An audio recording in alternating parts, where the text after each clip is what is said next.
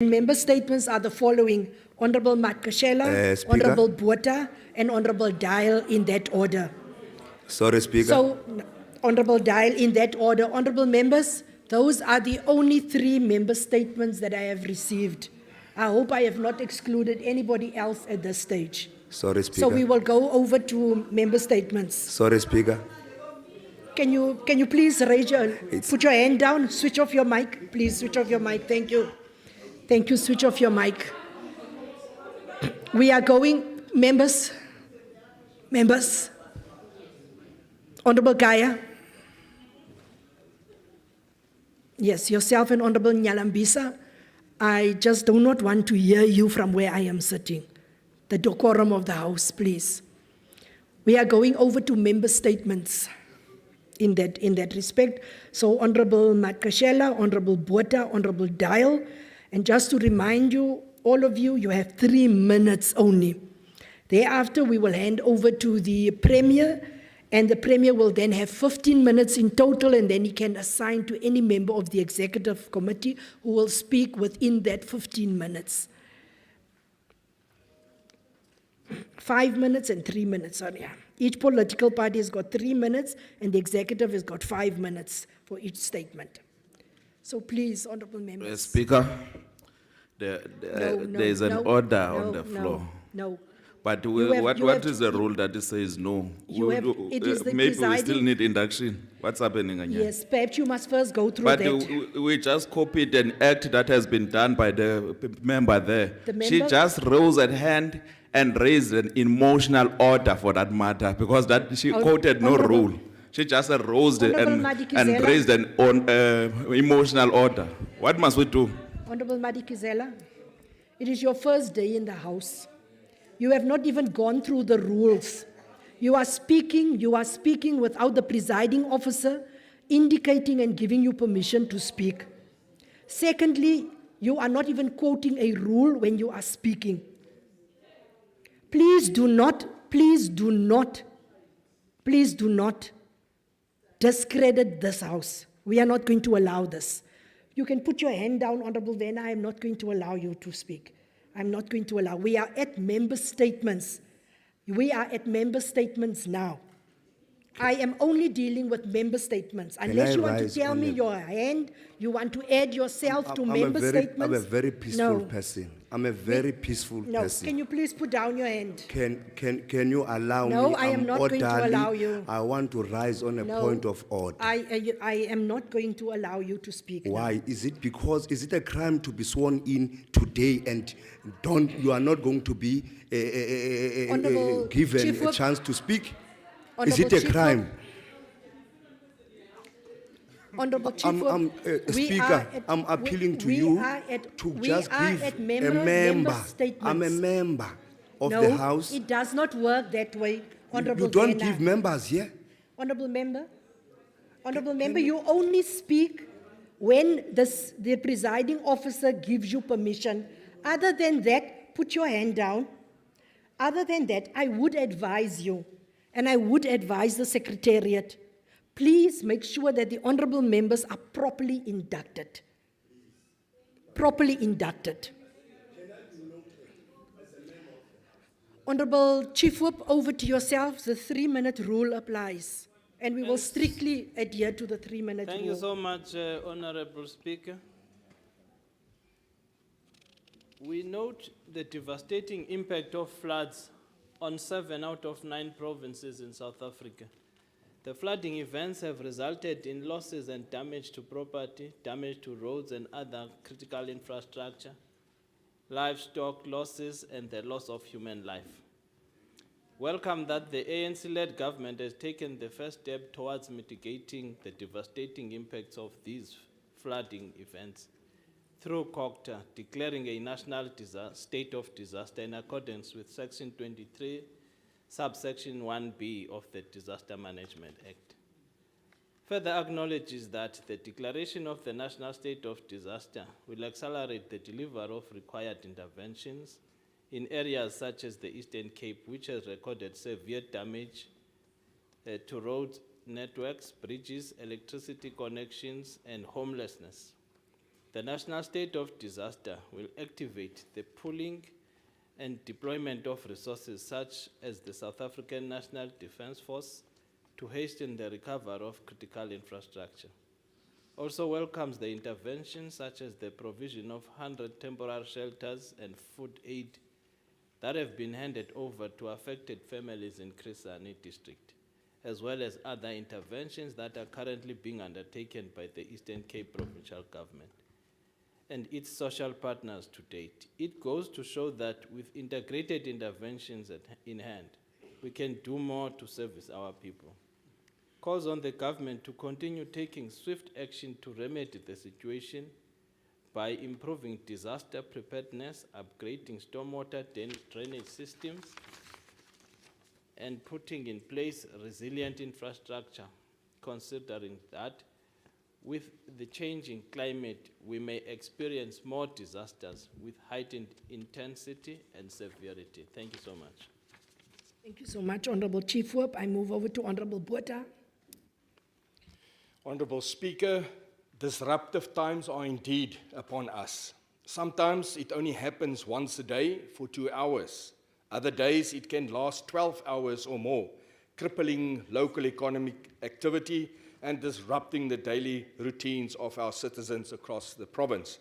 Yes, I am talking about load shedding and the subsequent water disruptions and other negative impacts associated with it. Speaker, as I stand here before this House today, the Legislature still has no water, and we are resigned to use portaloos in the parking lot. Load shedding contributes to the failing economy and affects the most vulnerable members of the community, including school children, those in the farming sector, the tourism industry, public hospitals, small business enterprises, the SAPS, traffic control, Wi-Fi is not working, bank ATMs are not operating, and other essential services are also suffering. For the poor majority in this deeply unequal society, it is an ever worsening nightmare. Provincially, the Eastern Cape has the highest unemployment rate of 42.8%. Unemployment and soaring inflation affects everyone in our province. Families in metro, suburbs, townships, and informal settlements struggle to prepare meals at night, and at the same time, children do their homework in the dark, adding more pressure on our people's mental well-being. Water services in particular, Speaker, in some areas cannot be maintained because electrical and diesel outages prevent pumps from filling reservoirs. Heavy machinery such as water pumps, sewage pumps, stations, electrical transformers, and substations are just not made to take this kind of abuse.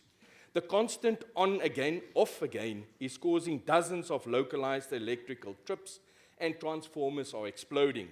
Speaker, all indications are that load shedding will remain a significant hurdle for business and households in our province for this year and in the future, with Eskom itself warning citizens to prepare themselves for the very dark and rocky road ahead. Many areas in our province are struggling with load shedding and the associated knock-on disruptions, but water supply disruptions is a real threat to social stability. In my constituency, Cradock and Middelburg, some areas such as Kwanezame, Midros, Michosdal, Hillside, and Linga-Lishle have been without adequate water supply for more than 14 days.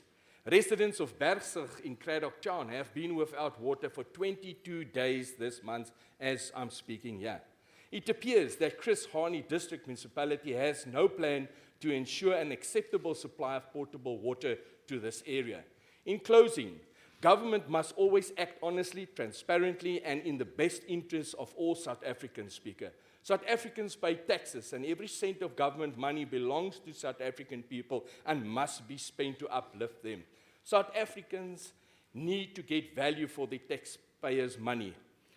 Taxpayers' money should be spent to benefit all the people, not the politically connected mafia bosses. In light of the above, can the Premier or the relevant MECs please inform this House what mitigating steps the governing ANC political party in the province are taking to move away from relying solely on Eskom Your time is unreliable up, Honourable electricity? Member. Thank How you. will this government you, Honourable enable Member. the energy Your time resilient is up. environment of our towns, and what Honourable is the Botha, right your time energy is mix up. for our province. Your time is up, Honorable What Botha. additional innovative plans will the government Honourable Botha, your implement to time is ensure up. reasonable, Your 3 sustainable, minutes has portable water expired. supply to the water-stressed Honourable areas in Botha, our province? This is a real Your threat time to us, is up. and we need Could to you please get sit down? answers. Honourable Thank Speaker, you so much. Sit I down. thank you. Thank you so much, Honourable Botha. Honourable Dial, your 3 minutes starts now. Speaker.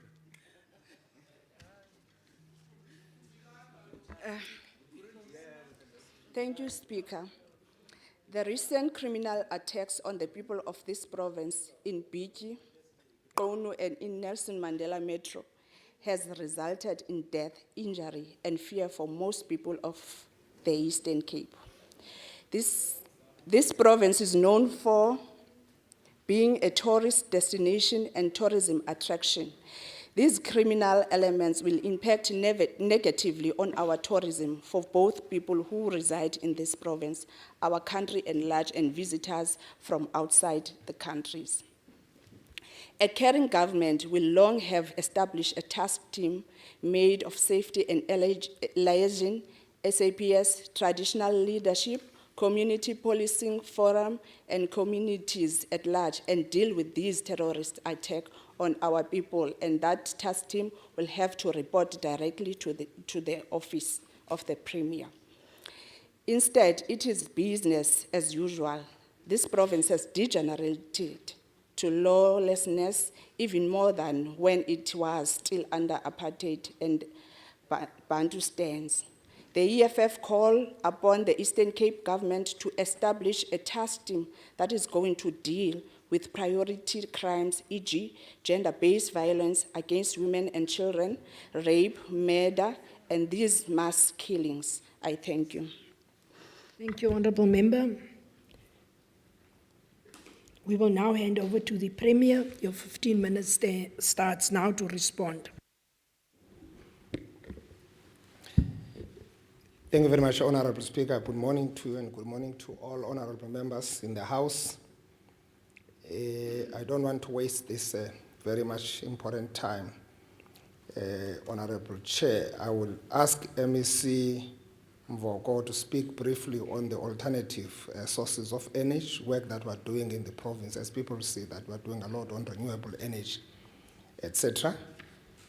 From the Honourable Botha, as well as the issue of the water provision in Christiani. Honourable MEC Williams will come in that space. Honourable Dyer, concern on heinous crimes, Honourable MEC Ngata will handle that part, and Honourable MEC Williams will also handle the part of the challenge of floods and disaster, which was raised earlier on by Chief Whip. I think I've captured all. Yes, I think so. I think the concern on the load shedding on SMME as well, I think the MEC Mvoko will briefly touch on that. Through you, Honourable Speaker. Thank you, Honourable Premier. It will depend on the members how they share their time, but to note that you now have 14 minutes amongst yourselves, the three of you, to spread that. Thank you. Thank you very much, Honourable Speaker. At least we will share it 3 minutes each.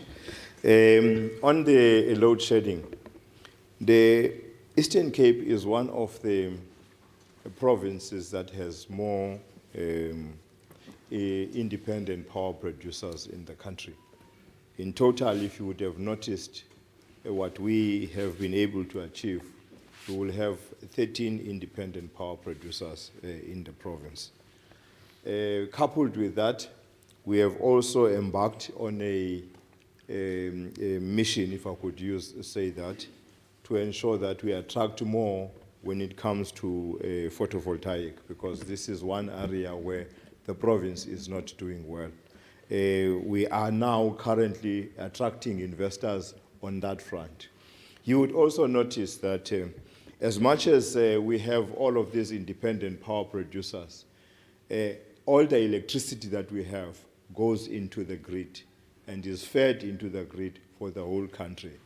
It is only after the relaxation of the regulations by the president, that we are now looking at how we could, as the province, attract more independent power producers that will assist the province. There are quite a number of other attempts. If you look at what we did in Blankwater, where for the community we have put some solar electricity, solar panels that feed them on electricity, as well as a wind turbine one, so that when there is no sun, the wind turbines kick in. This is a project that we wish to replicate throughout the province. The last part is, it is very unfortunate that when it comes to load shedding, each municipality is supposed to shed the percentage load that is given by ESCOM. It then becomes very difficult for us as the province to determine what should be shedded by the municipality, but attempts are being made in all of those areas where there are serious concerns. For instance, on health, we work for exemptions on health. In some of the areas also, like police stations, we work for exemptions. So it's a very difficult process, but where it is necessary, we do consult ESCOM to ensure that there are exemptions done. Thank you very much, Honorable Premier. Thank you, Honorable MEC Mvoko. On MEC Williams.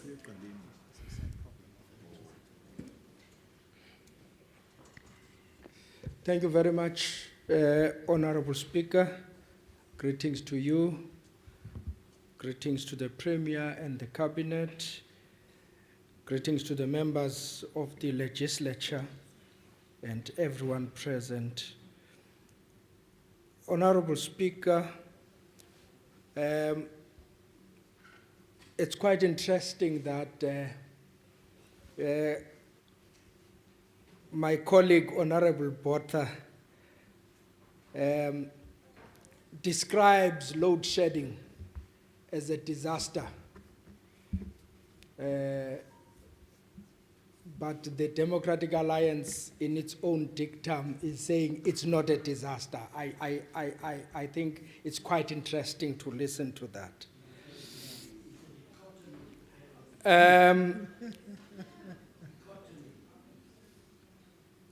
Honorable Speaker, the floods and disasters we have confronted I can immediately even hear the voice of Honorable Van Vieren as well as Honorable Cowley. You don't need to jump up. You can whisper amongst yourselves, but please, I do not want to hear you. Thank you. Thank you very much, Honorable Speaker. The floods and disasters, Honorable Speaker,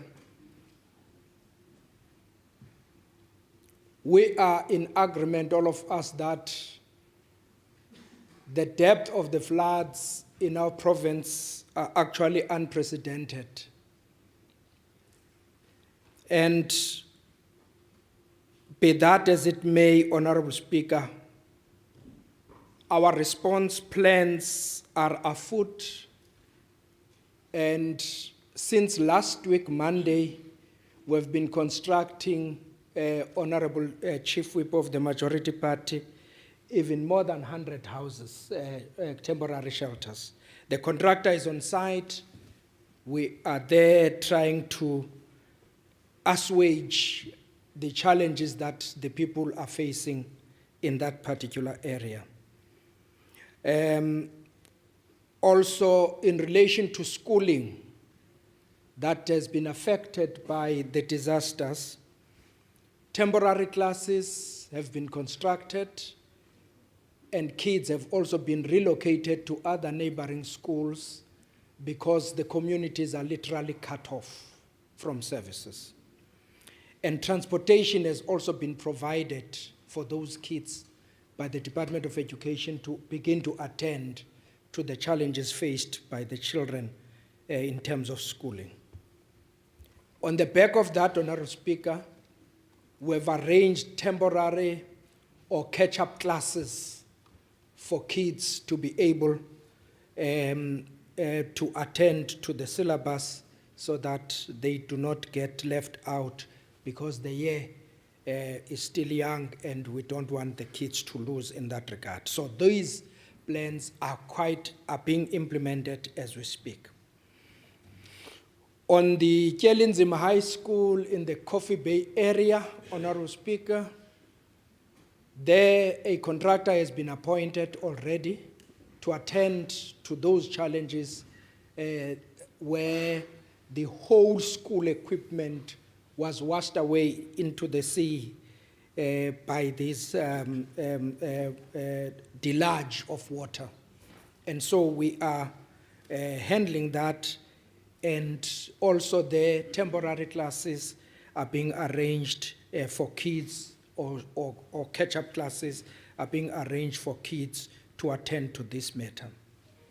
The issue of water in the Crisani district, I think in the Premier's State of the Province address, he has actually raised this thing sharply, Honorable Speaker. The disjuncture between the Water Service Authority and the Water Service Provision, which actually leads or results in teething problems of water services to our communities. And the suggestion by the Premier is that we need to review this method because it seems to be not working in certain areas. Be that as it may, we're introducing, in terms of the Premier, the system of non-negotiables, which will actually be a setting of standards where communities may not be left without water for any time of the day, because it is a constitutional right.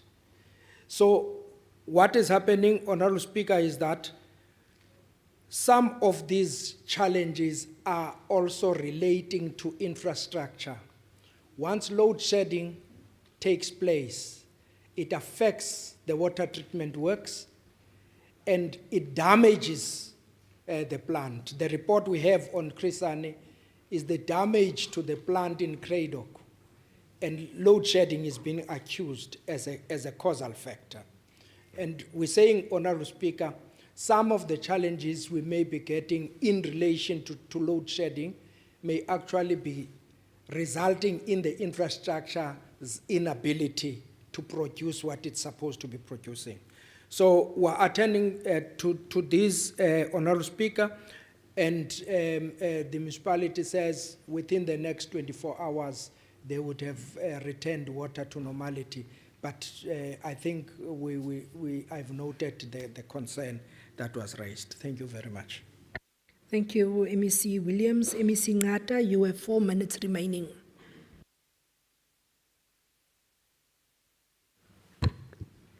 Thank you, Honorable Speaker. Greetings to you, to the Honorable Premier, members of the Executive, and all members of the House, distinguished guests, the DG and other senior officials. The matter of crime in general and mass killings in particular is a shared concern, by our government. And it's not only a shared concern, it's something that we have begun to take steps to attend to it, working together with the National Minister of Police, Minister Begicele. It's a matter that we're attending to. And one of the issues, because it's taking place in a particular context where even the capacity of SAPS, given the COVID period of 2 years without any recruiting to add more capacity, and 2 years with other officers passing on, others retiring, others being dismissed for being involved in criminal activities. So that has had an impact. But I'm glad that as I speak now, we've managed to take on board new recruits, about 1,000 of them, to build this capacity. And we've already received, in terms of vehicles, about 51 vehicles that have been delivered to the province, so that we reinforce capacity in various police stations. And also the provincial forensic lab, which has been referred even by the Premier and the SOPA in his State of the Province address, which is now functional, even though not launched yet. That is a critical capacity in order for us to be able to process evidence and be able to secure successful prosecutions as a result, of that. And a key element of our strategy to arrest these, incidents is to strengthen our intelligence capacity, which has been weakened over time, so that our investigative, our detective work, are more intelligence-driven, such that we can be more preventative, than being, reactive.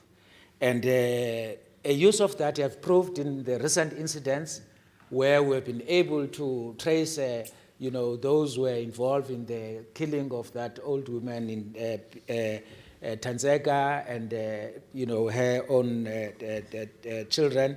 They were arrested as far as Rustenburg. And we've been able to prevent some of, case arrests because of the intelligence-driven capacity. Is a critical thing.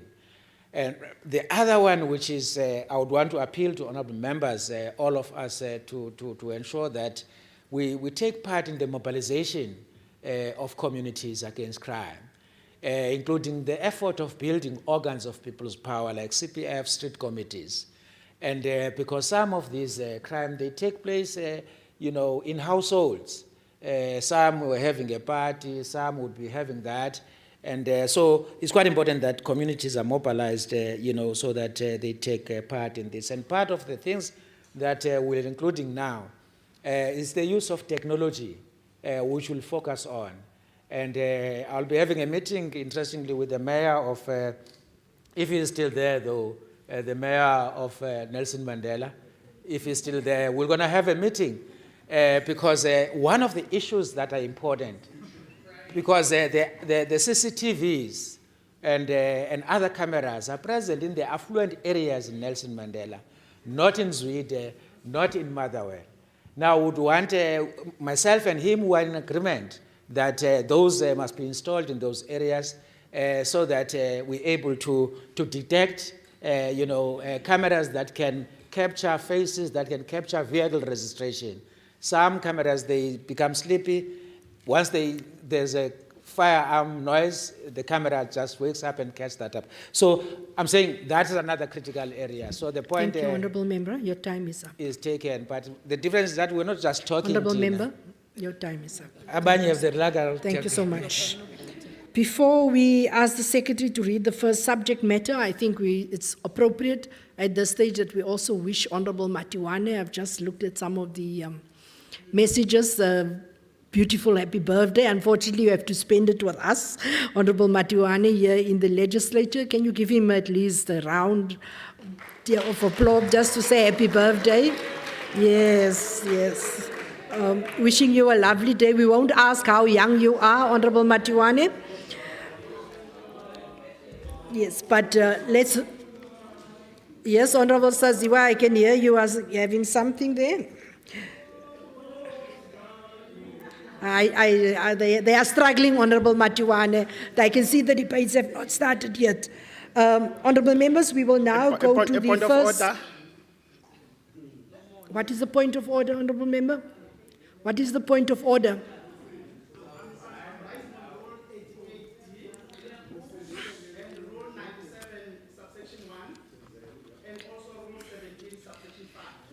No. No.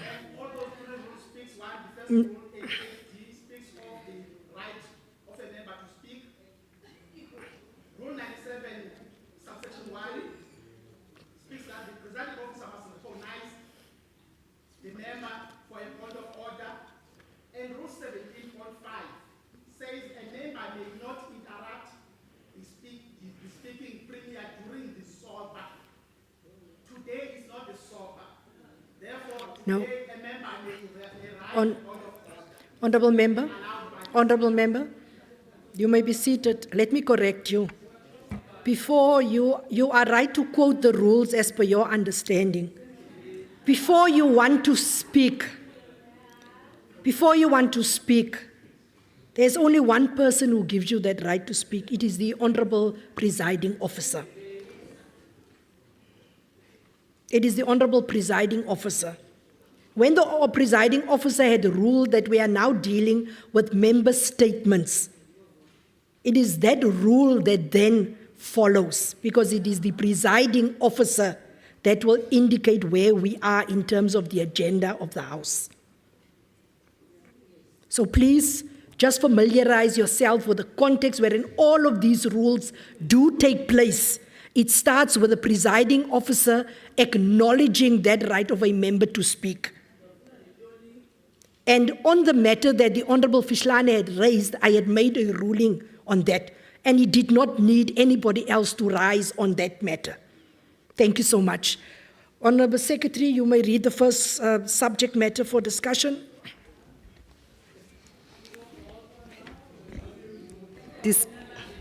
Discussion of address by the Premier of the Province of the Eastern Cape.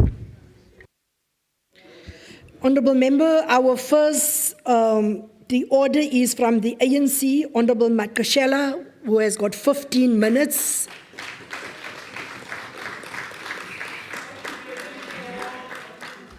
Your 15 minutes has already started.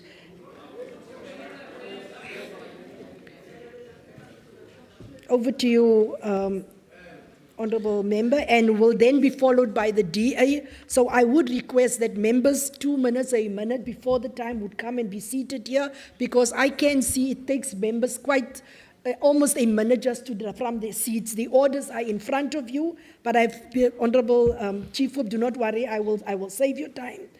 In terms of the UDM, it has been changed to Honorable Zinti, and then the Freedom Front Plus have indicated that they will not make use at this point of the opportunity for the discussion. So, other than that, honourable members, this is the order that I've received. This is the order in which it will flow. So let's keep to those. In between, what I will do, I will indicate when we will be breaking for lunch around 1 o'clock, but I will give you an indication where we are at that particular point in time. Honourable Makashela, your 15 minutes starts now. My apologies, Chief Whip. Thank you, Honorable Speaker. Don't be bothered, at least I understand. Honorable Speaker, may I take this opportunity to greet the Honorable Premier, members of the Executive Council, members of the Provincial Legislature, traditional leaders present here today, government officials and the guests in the gallery. Madam Speaker, I just want to preface my speech by a quote from our struggle icon, Utatu Nelson Rolihlahla Mandela. I have walked that long road to freedom. I have tried not to falter.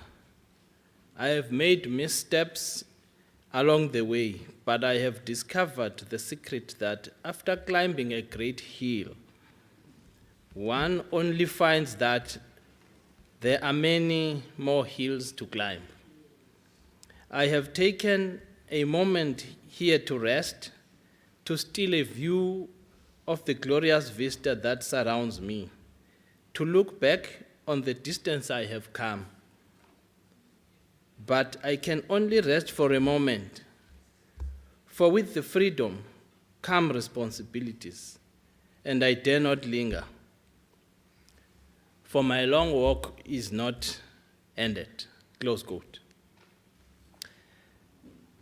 I am therefore citing this because we are in a long walk to freedom. We are buttressing a liberation agenda, which then to us is marred with lots of challenges and obstacles, which all of them we have to overcome and make sure that we turn the lives of our people for the better. May I also indicate, Honorable Speaker, from the onset that we as the African National Congress welcome and support the State of the Province address delivered by the Honorable Premier of the Province of the Eastern Cape, Premier Oscar Mabuyane, on the 24th of February, 2023. Honorable Speaker, the Premier was able to tabulate the current strides that we are making as a province, whilst charting new terrains and horizons that we must capture in pursuit of the provincial and national development goals and social advancement. As the ANC, we are emerging from the successful ANC 55th National Conference, and as contained in our January 8 statement, the ANC has made it clear that this year we are taking decisive steps to advance people's interests. We have now entered a chapter of new hope in the fight to eradicate unemployment, poverty, and inequality. A chapter where we uproot corruption, a chapter where we again put people first and deliver on their needs. A chapter wherein the government of the ANC works with and for the people. A chapter wherein we are impatient with mediocrity and disassociate with those in conflict with the law, even if they are found within our ranks. This chapter is of a decisive renewal, a chapter of rebuilding, a chapter that pursues shared prosperity and inclusive growth, a chapter of serving our people wholeheartedly and loyally, a chapter of decisive action in making the lives of the people better. There can only be one conclusion of the state of the province as tabled by the Honorable Premier, in that the year 2023 is a moment of fundamental change in the life of our province. Such commitment was profoundly translated into practical and yet decisive action in the Eastern Cape State of the Province address. Facts were laid bare, and in overall, they confirm that the government of the Eastern Cape is making commendable progress in advancing the interests of the people of this province. Madam Speaker, the devastating impact of load shedding cannot be overstated, and as the ANC, we must, through our government, take urgent and decisive steps to end load shedding. The government of the Eastern Cape must continue to lobby for availability of energy in sectors of priority, including support for health and educational institutions and municipal infrastructure. We must ensure realization of the provincial energy plans, where government and municipalities secure additional power in the short term by leveraging surplus capacity from existing generators and procuring additional power on an emergency basis, and municipalities being deliberate in generating additional energy from various energy sources. All municipalities must lead a campaign against illegal connections to eliminate load reduction, which is placing an added burden on communities. We must, as the country, Madam Speaker, invest in new transmission lines and substations. These power lines will be in line with the diverse mix of energy sources, including our current coal-fired power stations, solar, wind, gas, nuclear, hydro, and battery storage. All of these measures must result in a massive increase in power to the grid over the next 12 to 18 months and beyond. We are calling on all South Africans to join energy-saving measures to alleviate stress on the national grid. This crisis warrants all hands on the deck. As the ANC, we are of the firm view that it is not an accident of history, Madam Speaker, that the provincial economy recorded growth in the Eastern Cape gross domestic product in the first 3 quarters of 2022. This sustained progress is a product of the investment made by the ANC government and now is bearing much required fruits. The 144,000 additional employed persons within a year are a testimony of these efforts. Also, it is much pleasing that in 2022, the ANC-led government made history by attracting 11 new investors at our provincial investment conference with a combined value of 46 billion rand. The ANC government must continue with all efforts of ensuring that many more young people are either at school or at work. Therefore, the investment of 45 million to support 22,620 vulnerable households targeting women, youth and people with disability, and military veterans towards food security will go a long way in this regard. Further, in unlocking and supporting the entrepreneurial potential of our youth, an increase to the Iskalo Youth Fund to 100 million over 3 years is critical, and such intervention must reach young people with lessened bureaucracy and red tape. Education remains the apex priority of the Eastern Cape, and we are pleased as the ANC that the investment in education is bearing fruits, as demonstrated by ever-improving matric results in the province. To prepare for the future, it is imperative for the basic and higher education departments in terms of curriculum alignment and offerings to ready our province and the country to fully exploit the fourth industrial revolution. The ANC, in welcoming the provincial government investment of another 50 million rand to assist students in distress within the higher education sector, we call for the urgent resolution of the funding threshold within higher education, as it is apparent that those who are regarded as missing middle are not affording the institution's exorbitant costs. Madam Speaker, as the ANC, we are happy that the medical legal claims albatross has received due attention from the courts of the land and a viable outcome has been achieved. We must, however, implore our national counterparts to expedite the coming into law of the State Liability Amendment Bill, as such a law will eliminate what has potential of sinking the Department of Health. As the ANC, we welcome the declaration of a national state of disaster regarding the recent devastating floods in the province. The national state of disaster will enable government's response that is quicker, intensive, and coordinated.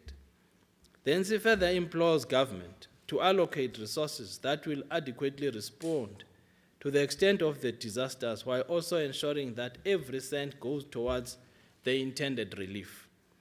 Regarding the Eastern Cape's intricate roads network, which has been significantly compromised by the effects of weather elements akin to climate change, the commitment during the State of the Nation address by the President Ramaphosa, that construction of the Msikaba Bridge and Mtendu Bridge will be completed, bears testimony that traveling in the Eastern Cape will be much better. Equally, the pronouncement by Minister Godongwana during tabling of the 2023-2024 budget, that as part of phase 2 of the Welisizwe Rural Bridges program, 96 bridges will be installed annually in the Eastern Cape, KwaZulu-Natal, Mpumalanga, Limpopo, Free State and Northwest to safely access schools and workplaces is reassuring, Madam Speaker. Further, as the ANC, we have always impressed on the provincial and local government to work in a collaborative manner on speedily attending to the state of our roads. As such, it is welcome that government is in the process of buying 36 new items of yellow fleet plant machinery, which will be used to strengthen our efforts on the roads maintenance. Taking into account that water is a basic human right, it is much welcome that in this year, bulk water projects in Matatiel, Mount Elif, Makana, Graf Renet, Janssenville, Clearplat, Mischand, Peterson, and Ador will be completed. Furthermore, to elucidate the seriousness of the ANC-led government is providing water to all citizens of the province. President Ramaphosa, during the 2023 SOPA, pronounced that after years of planning, the first phase of Umzimvubu water project will start in the next financial year. On the issues of crime, the coming into operation of the Gqeberha Forensic Lab facility puts further impetus in our fight against gender-based violence and femicide. Through this, outstanding DNA tests would be fast-tracked and perpetrators quickly brought to book. The mass killing of our people in our townships and rural areas is an intolerable and unforgivable thorn in our flesh. It is true that criminals are brazenly killing individual members of our society. Others are extorting Honourable money Member, you from have 2 minutes remaining. local businesses. We are, as the province, steadfast that our communities cannot be taken by Amapara. We implore the law enforcement agencies to do everything in rooting out crime in our communities.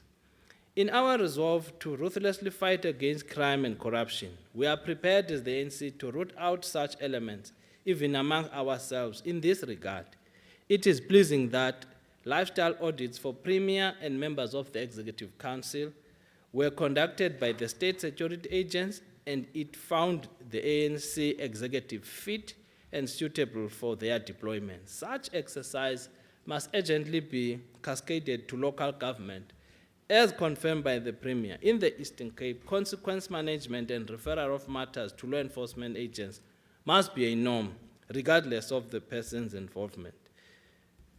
Madam Speaker, the SOPA was true to the words of Amilcar Cabral in that it did not hide anything. It told no lies, but exposed lies and myths about our province. It masked no difficulties, mistakes and failures, but presented a bold and yet practical plan to act decisively in the interest Speaker, of the don't people sleep of on the Eastern job. Cape. 2 minutes is gone. I thank you, Madam Speaker.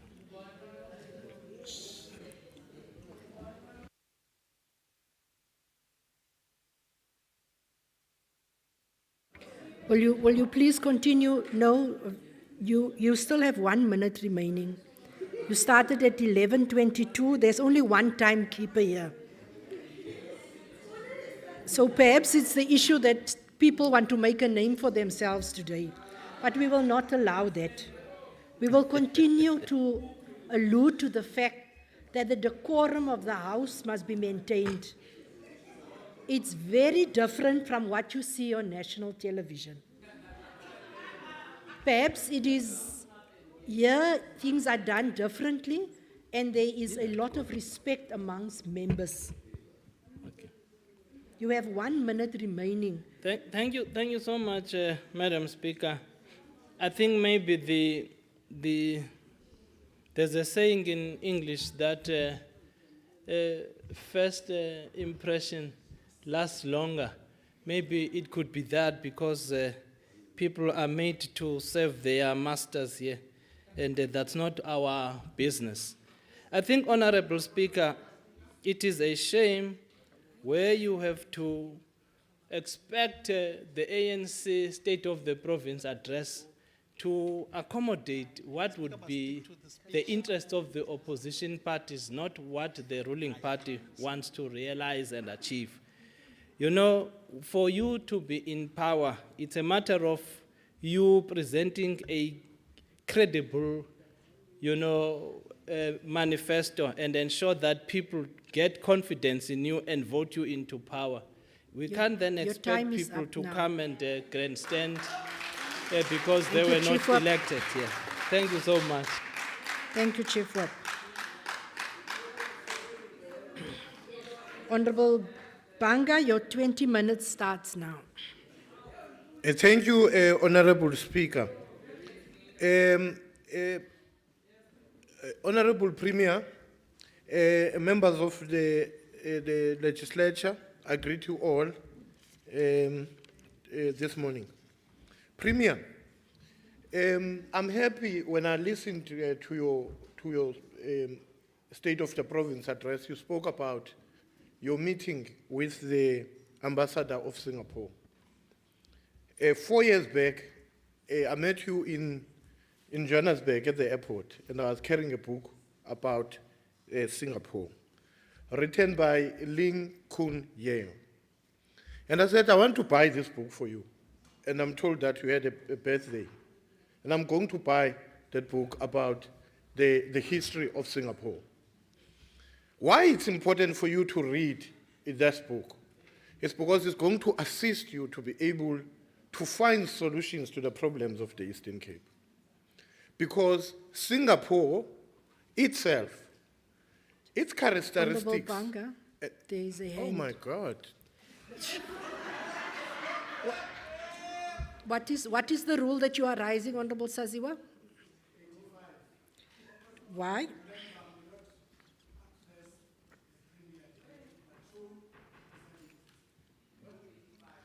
Okay, Honorable Speaker, Through the presiding officer, he said. that was not important, but it's fine.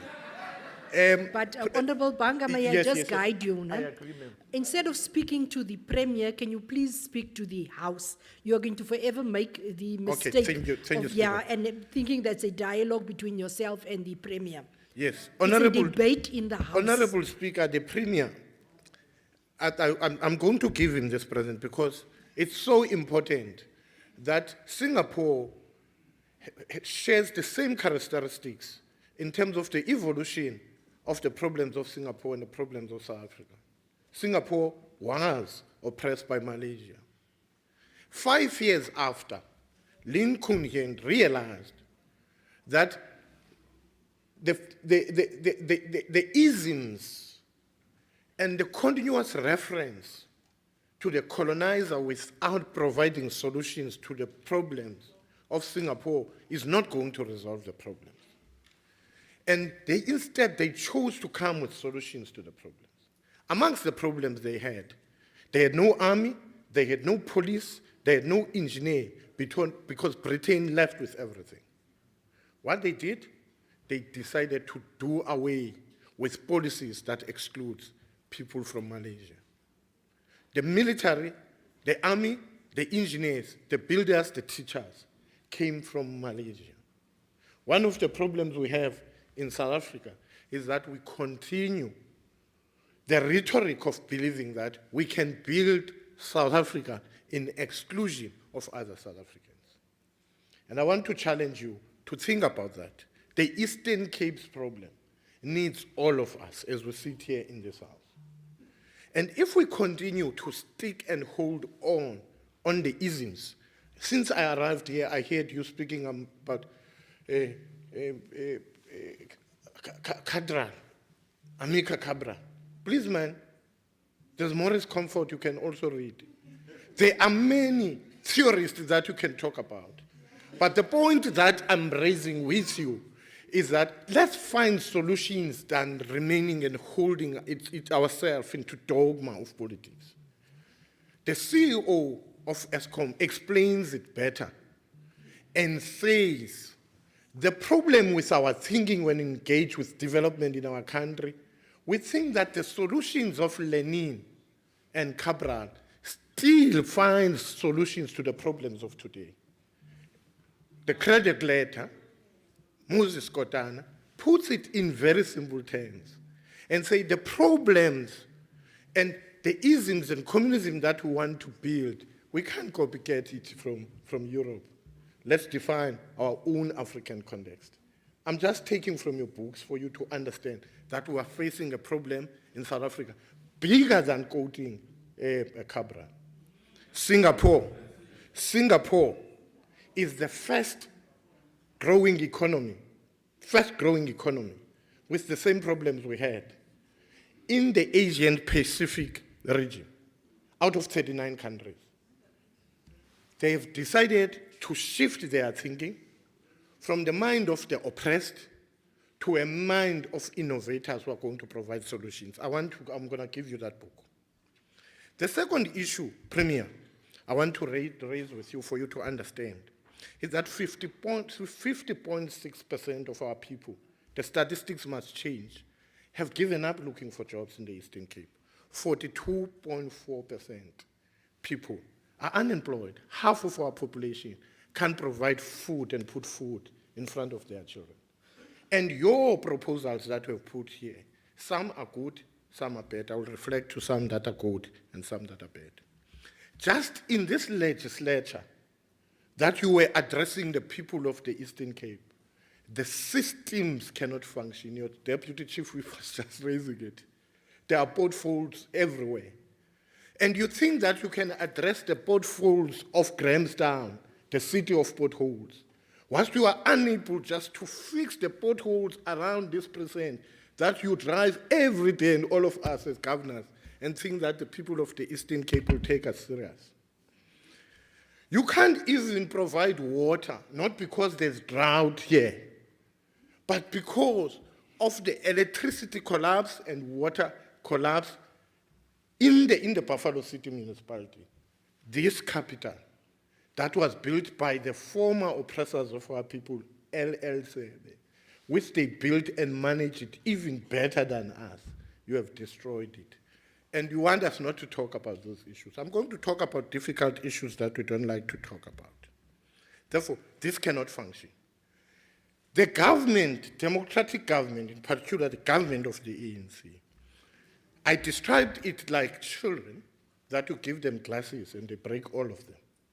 You have broken all our small towns.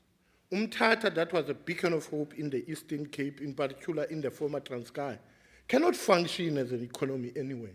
For the past 25 years, you've been promising to fix the underground infrastructure of Umtata. Instead, as a benefit, Umtata became a social and economic problem in the Eastern Cape.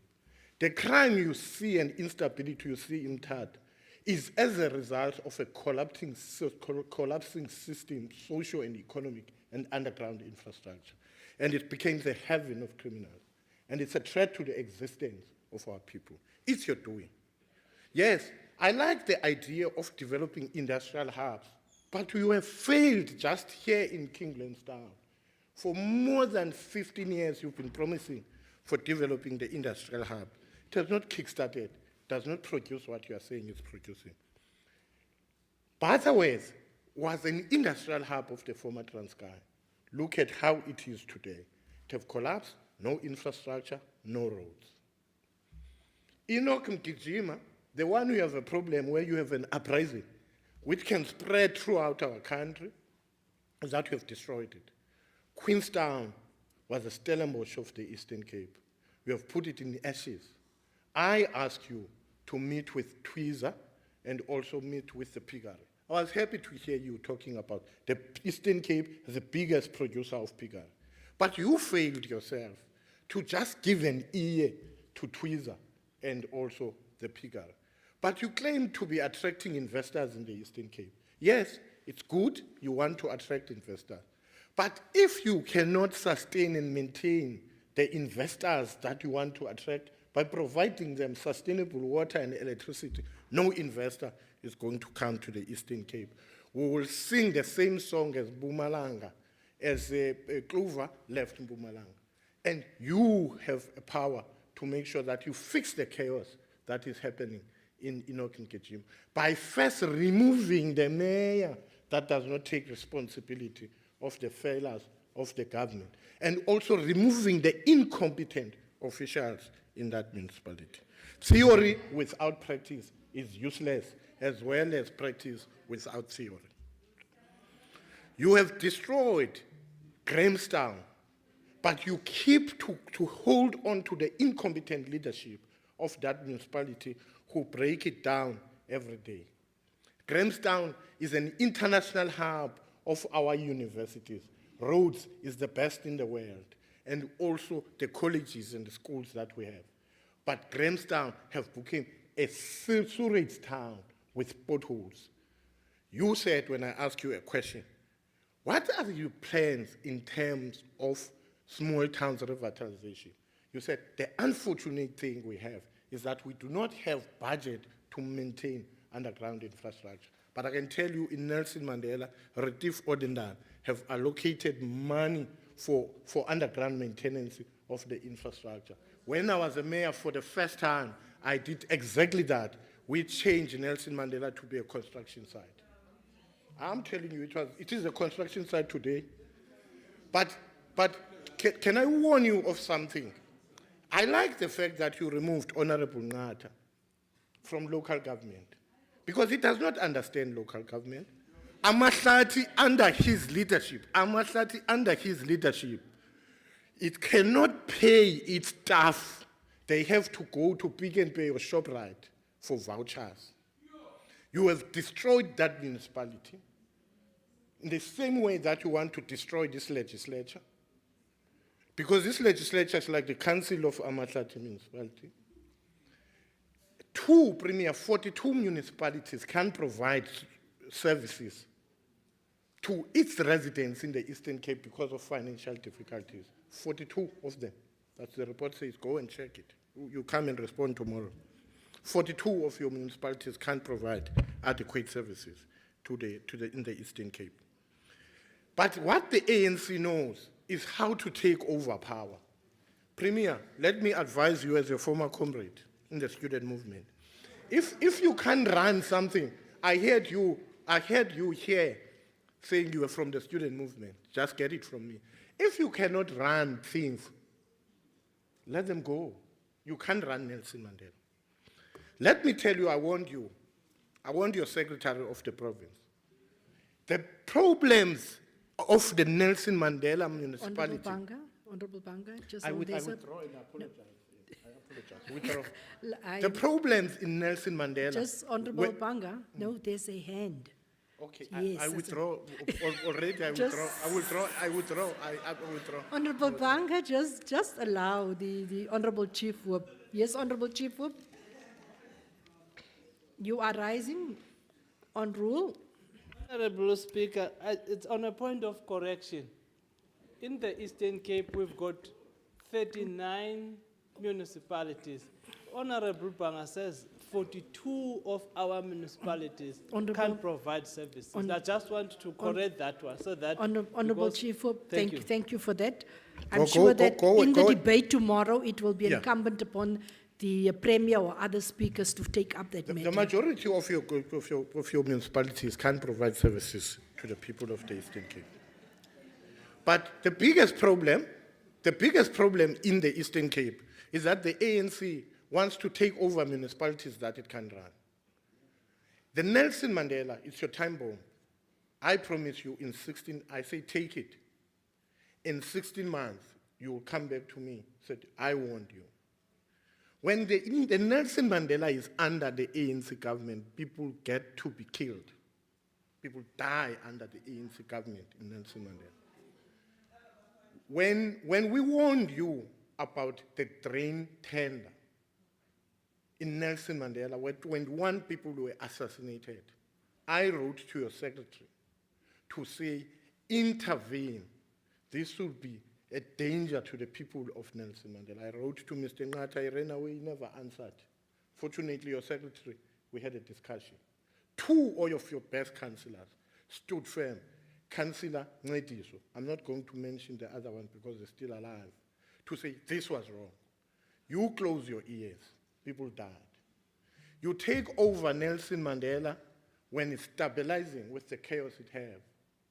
With the profile of your public representative, as you know, some that are compromised, the people of Nelson Mandela would never see stability again.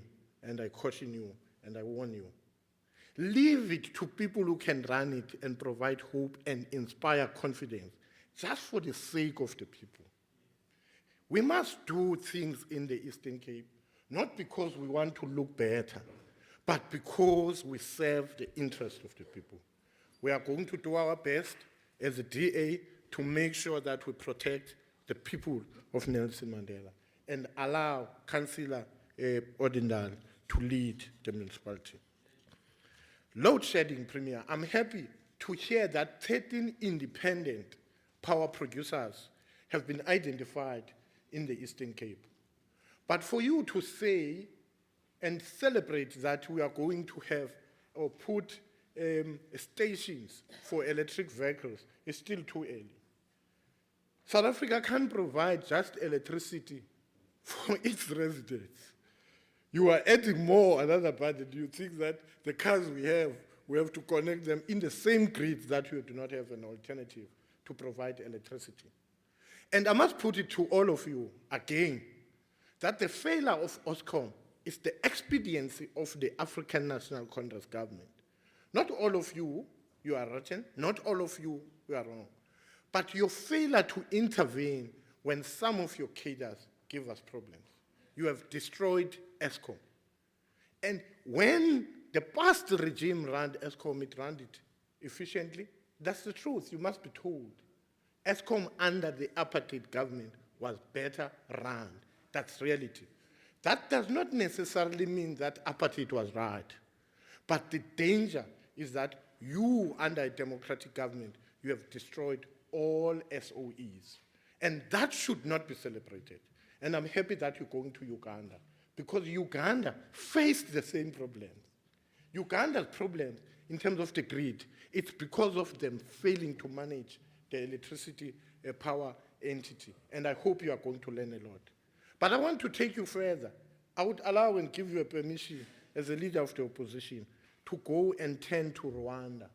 You forgot. The countries you're going to, you are misdirected. Our characteristics of the Eastern Cape are a reflection of what has happened in Rwanda, the violence, the genocide, the oppression, and all that. And what we want to have in the Eastern Cape is innovation. You could have chosen Rwanda. In the Western Cape, we have established an electricity, energy regeneration council to look into alternative on how we are going to deal with the backlog. I can tell you that in Cape Town, there are initiatives that seeks to come with alternative to make sure that we reduce load shedding. Go and learn from the Western Cape. From the Western Cape, you can learn one or two things. Premier, in Nelson Mandela. Honorable Member, you have 2 minutes remaining. Okay. In Nelson Mandela, we had a power station. The Port Elizabeth municipality was producing its own electricity. Pangasekai. Do you know who sold it?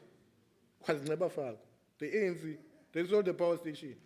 What you need to do is to delegate the authority to produce electricity and allow local municipality to produce power. Thank you very much. Okay, thank you. Thank you, Honorable Banga. Honorable members, when I indicate you have few minutes remaining, that does not mean you must stop at that point.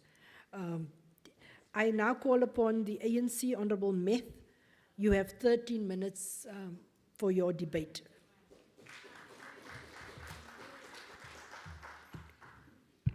Thank you very much, Honorable Speaker.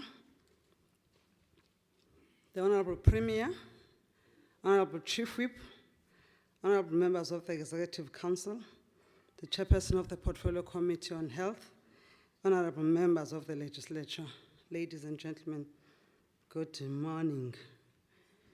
We partake in this debate inspired by the African proverb which says, I quote, "If the lion doesn't tell its story, the hunter will," close quote.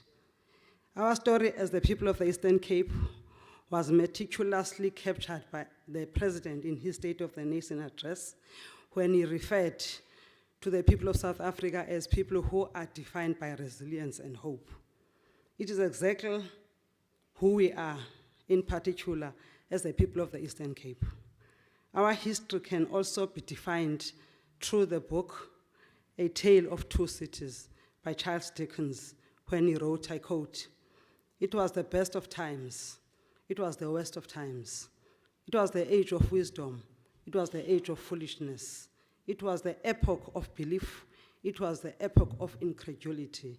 It was the season of light. It was the season of darkness. It was the spring of hope. It was the winter of despair," close quote. This passage fits perfectly well in trying to narrate our story when almost 30 years into democratic dispensation, we are still battling effects of colonialism, which ravaged us for over 300 years. We have not even started to enjoy the freedom because we are still busy with the redress and equity project. While our oppressors are still enjoying benefits of exploiting us, turning us to air servants, forcing us to slavery and prostitution, and even stealing from us. They still own more than 80% of our land, which is the only asset that we were given as black people by God. Today, our traditional healers are battling to find traditional medicines because of the high fences that our oppressors built around their so-called farms. However, as wounded as we are here to tell our story.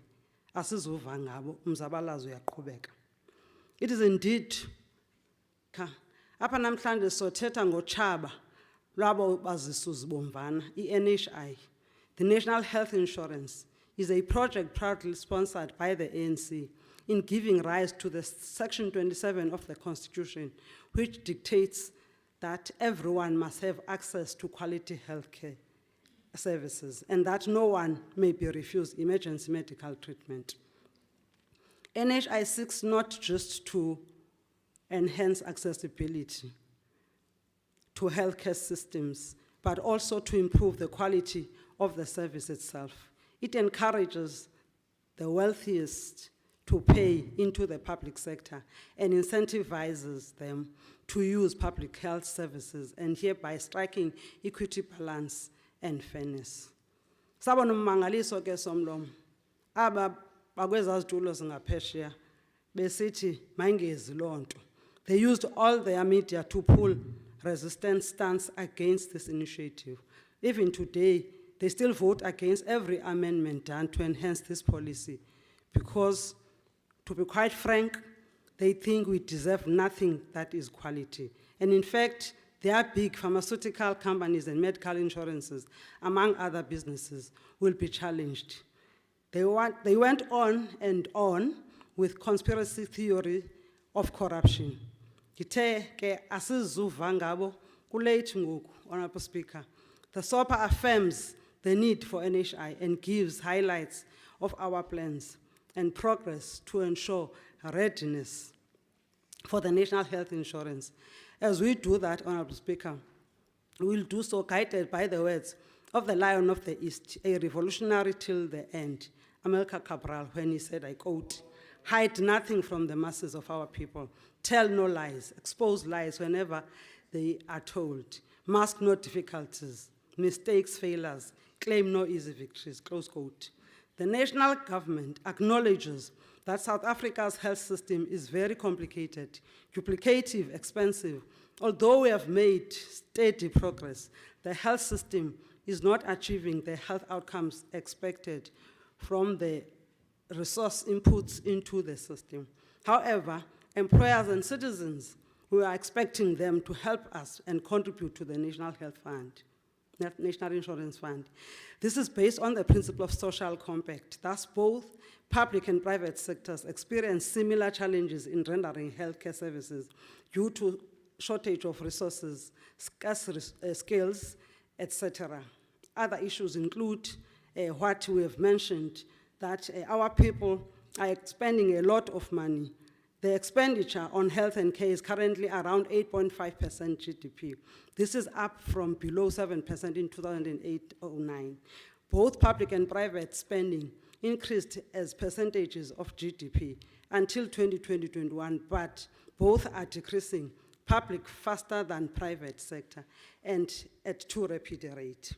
The gap between public and private spending as a percentage of GDP is widening since 2020-2021.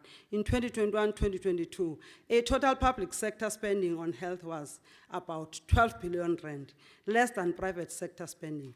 The total investment in South Africa on health is approaching 550 billion rand per annum, already beyond this with donor investments that contribute around 11.95 billion rand, bringing the total spend to 554.341 billion rand during 2021-2022.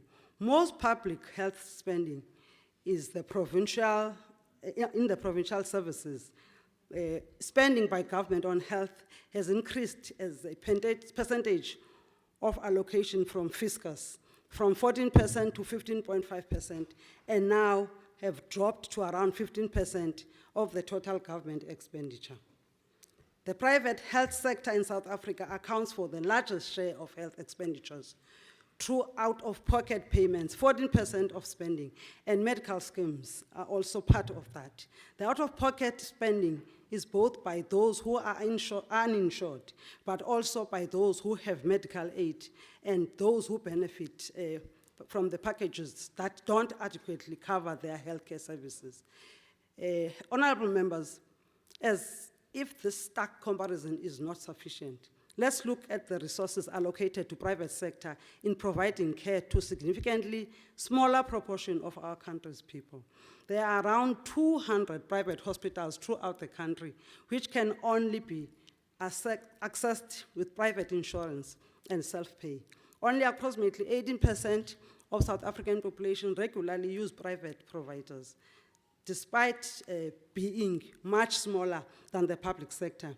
These relatively few account for just over half of the national healthcare expenditure. Honorable members, the health market inquiry that was chaired by former Chief Justice Ngobo exposes many elements at play in the private health care industry that inflate costs. About 79% of doctors practice privately, thus serving only 18% of the healthcare seeking citizenry. That leaves only 21% of doctors to serve 82% of the public health care clients.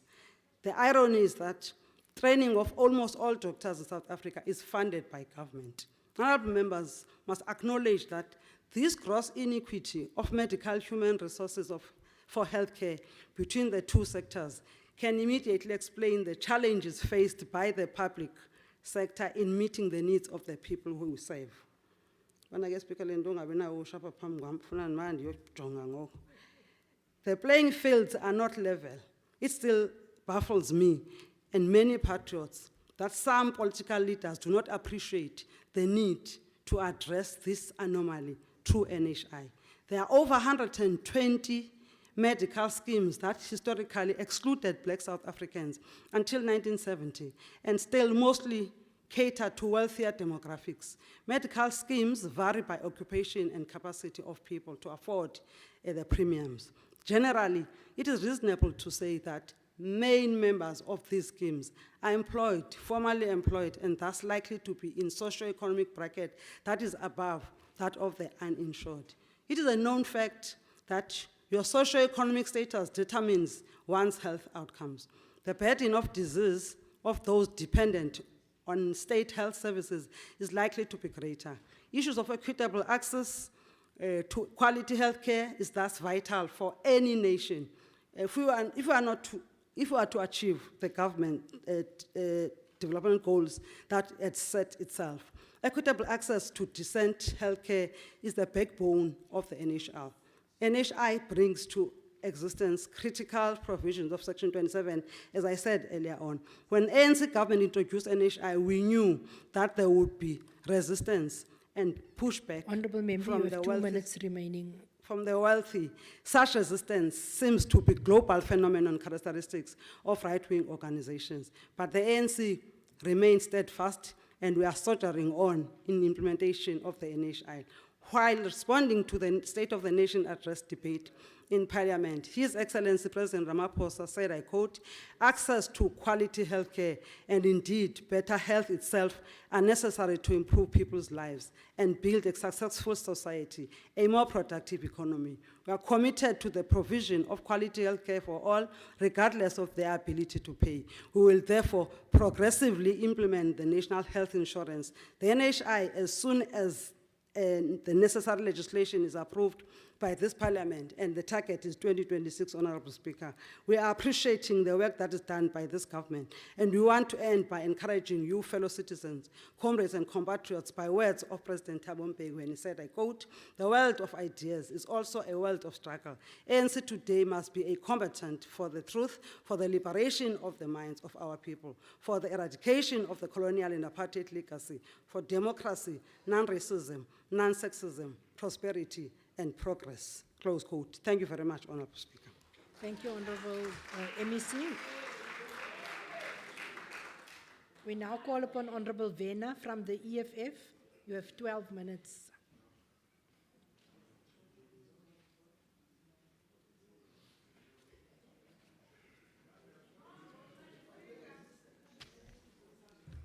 Thank you very much, Speaker. My name is Zilindile Vena. I hail from Quebec.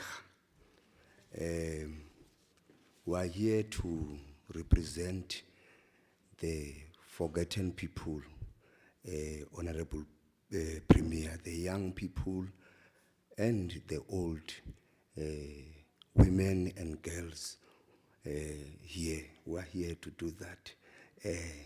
Dear, ma'am, you will please excuse me.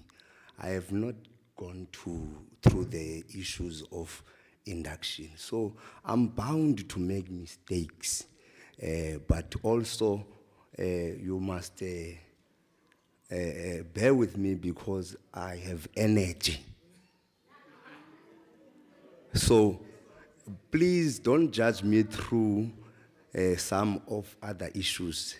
Judge me as Zilindile Vena of Nelson Mandela, especially in your last year as a speaker of this house.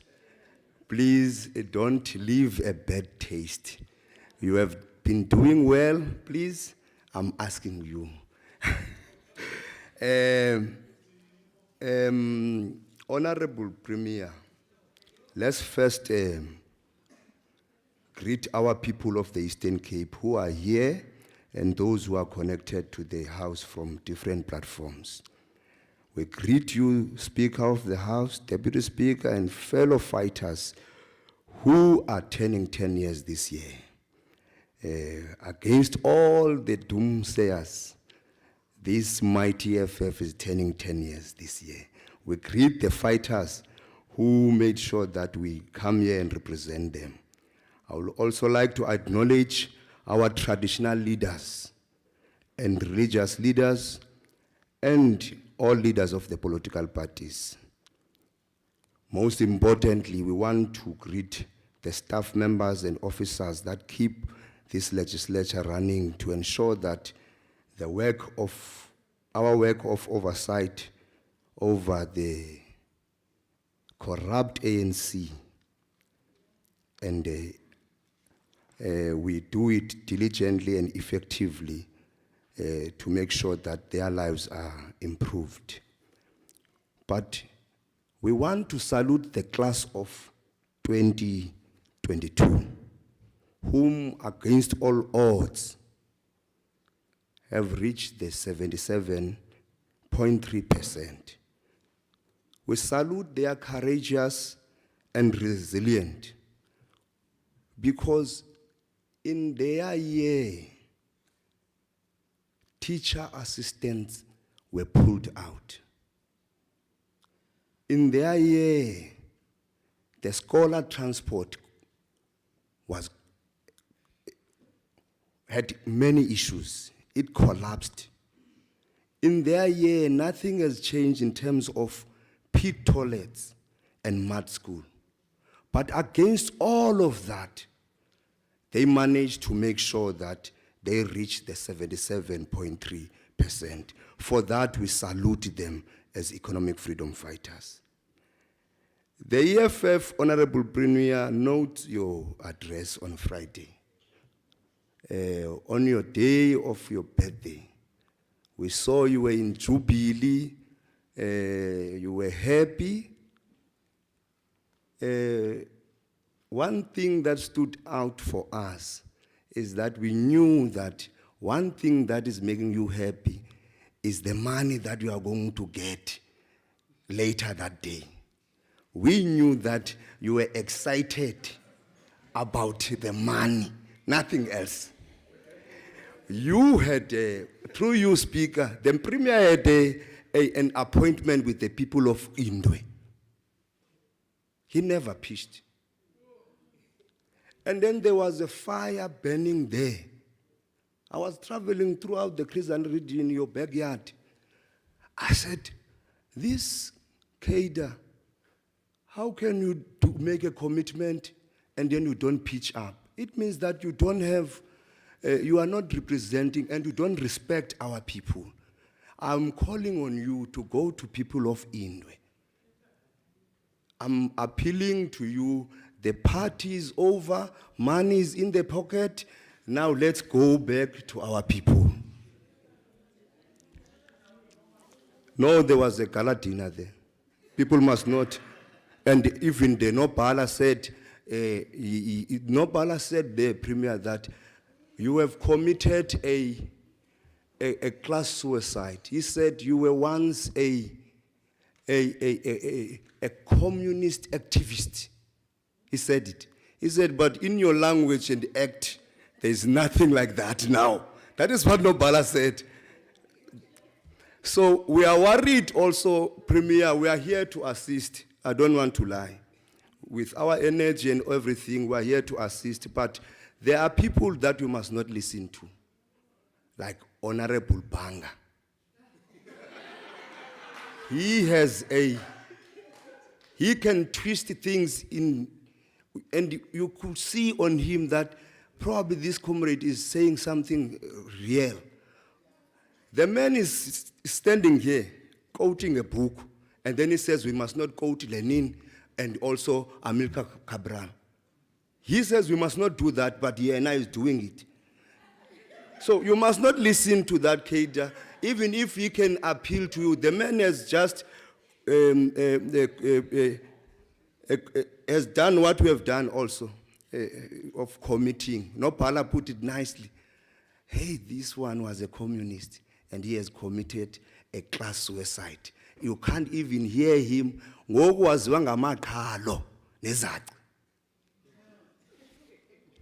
we are here, we are going to try and assist. And the EFF in the Eastern Cape notes your address. And there's nothing different from what you've been saying over years. We hear that when you are saying, using some words and slogans that we are building the Eastern Cape that we want, a story of good progress. There is absolutely nothing. If we can go back and check where is progress in the Eastern Cape, instead we are going backward. We are going backward. Just hold on, Honorable Vena, honorable members of the DA, please. Yeah. We have, please. Yeah. Ungumuntu waseGqeberha wena mama. We respect you. Nothing has changed when Honorable Premier. Instead, we are going backward. Eastern Cape should be competing with other provinces. We should be competing because we are a home of legends. We have led a revolution. Our forefathers have been in the forefront. They have been in the forefront in introducing the democratic government. We should have been building on that legacy. But all of us is in Zalo. We don't try and meet and deal with issues as they come. One, the unemployment rate of this is a real issue of Eastern Cape, to a point that young people have given up on our province, and they are leaving our province. They go to Gauteng, they go to Cape Town, and the Western Cape, the most province that is moving backward whilst we are moving forward. And it's a problem. We don't use the universities that we have in order to make sure that we lead in terms of innovation. We don't use those institutions. Instead, they are turning into crime scene now. Innocent people are dying. You know the professor in Fort Hare, what is happening there. You know the bodyguard has died. And you know the recent young person who was fundraising 1,000 in order for him to make sure that he gets into the doors of higher learning. But instead, he gets brutalized. Now, you know that criminals has taken over in our province. And they know that you are not going to do anything. Instead, we are to do the family. And you don't put your foot down on criminals. We can't be like seen as people who are known of they are not going to do anything. In Nelson Mandela, our people are living in fear. In Lusikisiki, our females, women and children, they know that even if we can go to anywhere, there is nothing that is going to happen. We are appealing on this issue of crime and criminals taking over our province. Let's be seen doing something. And this thing is caused by what we have raised of unemployment. Once young boys bangabi nanto yokwenza, bavela ba-resultele kwi-crime because role models ngo criminals. Because even if you go to school as a young person, you won't find job. And now, how do umnina wam gets courage to go to school, whereas my friend who I grew up with has a BMW through criminality, and I'm not working, whereas I went to school. Therefore, we have to arrest this issue, and we're going to give you some of our things that we think they can add value in your last year as you exit next year. Because we don't want to inherit this thing of collapsed government. We want to take over and make sure that at least there is an issue that this is what we think that you should work on, Honorable Premier. Here, there is coastal line that is untapped. The only thing that can assist us in this province in the immediate is to invest in tourism. Let's make sure that we tap into our coastal line. There are Chinese here in there are Chinese there that are using our people. We should protect our industries. They are using our people to do that thing of poaching, perlamon, if it's called like that.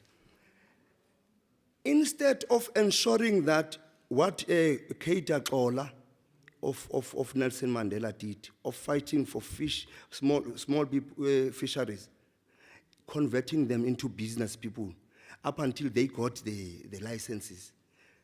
Instead of doing that, roll it out throughout the province, and then we protect our people in that industry, because that industry is ruthless. And then we beautify, because we've got a beautiful sea here, we beautify all the front, the waterfront, so that they can be booming hospitality industry, and then jobs will be there. We've went to Emampondweni with the leadership of the EFF. These things, people, they don't discuss it with you. They want to praise you, and then when we give you these inputs, they make noise. We went to Emampondweni. You celebrated here 90 licenses.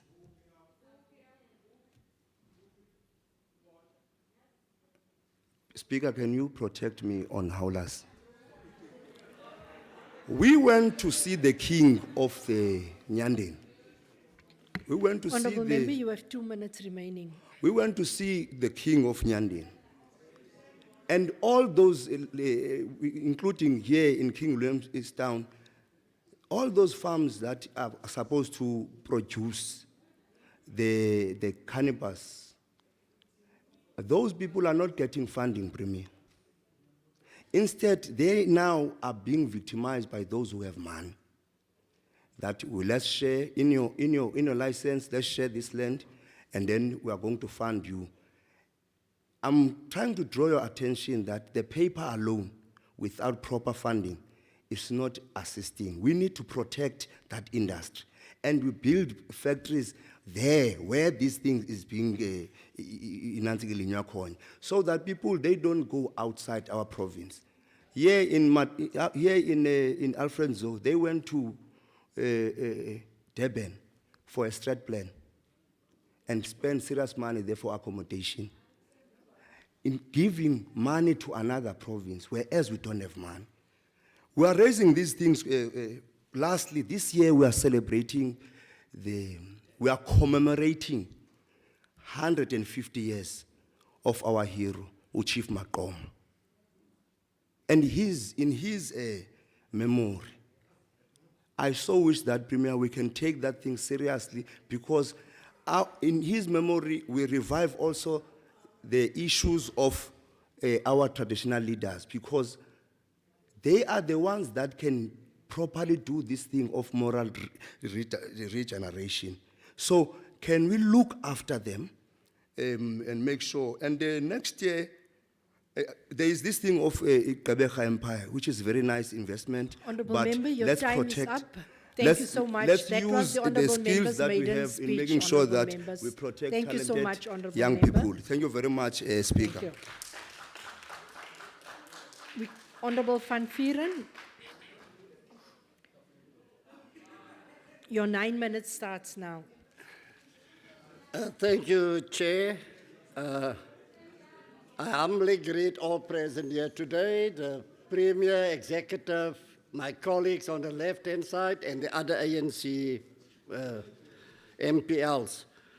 I would like to commend Honourable Naba for his well-researched, eloquent speech. That we can see it was well-researched. Thank you, Honourable Naba. And I hope that they have listened to what you have had to say. Yeah. Honourable Speaker, I take my hat off to the matriculants of 2022. Despite the myriad of challenges, they have done well to gain 77.3% in that exam. To those who did not make it, do not give up. Education is your right. Do not let anyone take that away from you. Our learners, educators, parents, and communities are tired. They are tired of fighting. Honourable Speaker, fighting for better schools, fighting for their and their children's rights. The governance of this province must change. Our people need hope and they need to see results. This is urgent and this must happen now. We heard, with all due respect, Honourable Premier, a report of good progress. And I think we have read the newspaper also this morning. And maybe you can give us insight why you have said certain things and what we have read in the newspapers. Again, I want to bring attention to the crisis within infrastructure of the education department in this province. Honourable Speaker, through you, Honourable Speaker, to the Premier. We have learned in our vast rural areas, attending schools in structures that are literally falling apart with no ablution facilities, no water, and no electricity. As Sanku Diseku correctly stated about the infrastructure of our rural school, it's as if we are in a war-torn country. Now, Honourable Premier, I want to take you back. In 2021-22 financial year, the Department of Education, under the hand of Honourable Gade, underspent its infrastructure budget by 291.9 million rand. The Premier said, we cannot continue to make up stories and excuses when schools have not been built, and yet monies are returned to the National Treasury. I challenge the Premier today to commit to this and hold this executive member to account. Our write-up this morning in the newspaper, Bishu forfeits 100 million while schools suffer. Our Honourable Premier in his SOPA speech has unambiguously stated that the Department of Education has not lost a cent of its school infrastructure grant. You have said that. I've made a note of it. Honourable Speaker, it is indeed a sad day for our school community. Honourable Speaker, the Honourable Premier was purposefully misled by people known to him to have indicated that no monies were lost from the school's infrastructure grant. You were misled. You were not given the facts as to the money that we lost. This, Honourable Speaker, is not a story of good progress. It is a fantasy. A DA government would have built 3 schools in 65 days with this money that is being returned by this so-called caring government in the Eastern Cape. Yet there are still a myriad of mud schools and thousands of pit toilets. This 100 million unspent infrastructural education grant in the Eastern Cape was redirected to wealthier province. Luister waarheen gaan die geld? Provinsies wat dit nie nodig het nie. Die Wes-Kaap en Gauteng kry nou hierdie ekstra geld. Hoekom kry hulle die geld? Omdat hulle grant gespandeer het. They spend the infrastructure grant. That is why those monies were redirected to wealthier province, Western Cape and the Gauteng, and we're losing out. Honourable Speaker, what an indignity, what a shame, what a sin. And still as the DA, we believe that no consequent management will prevail. Niks gaan gebeur met die amptenare nie. Yes, I will. The loss of this 100 million is so painful. Dit is hoekom ek so hard praat, dit maak seer. It's so painful and it angers and it saddens me.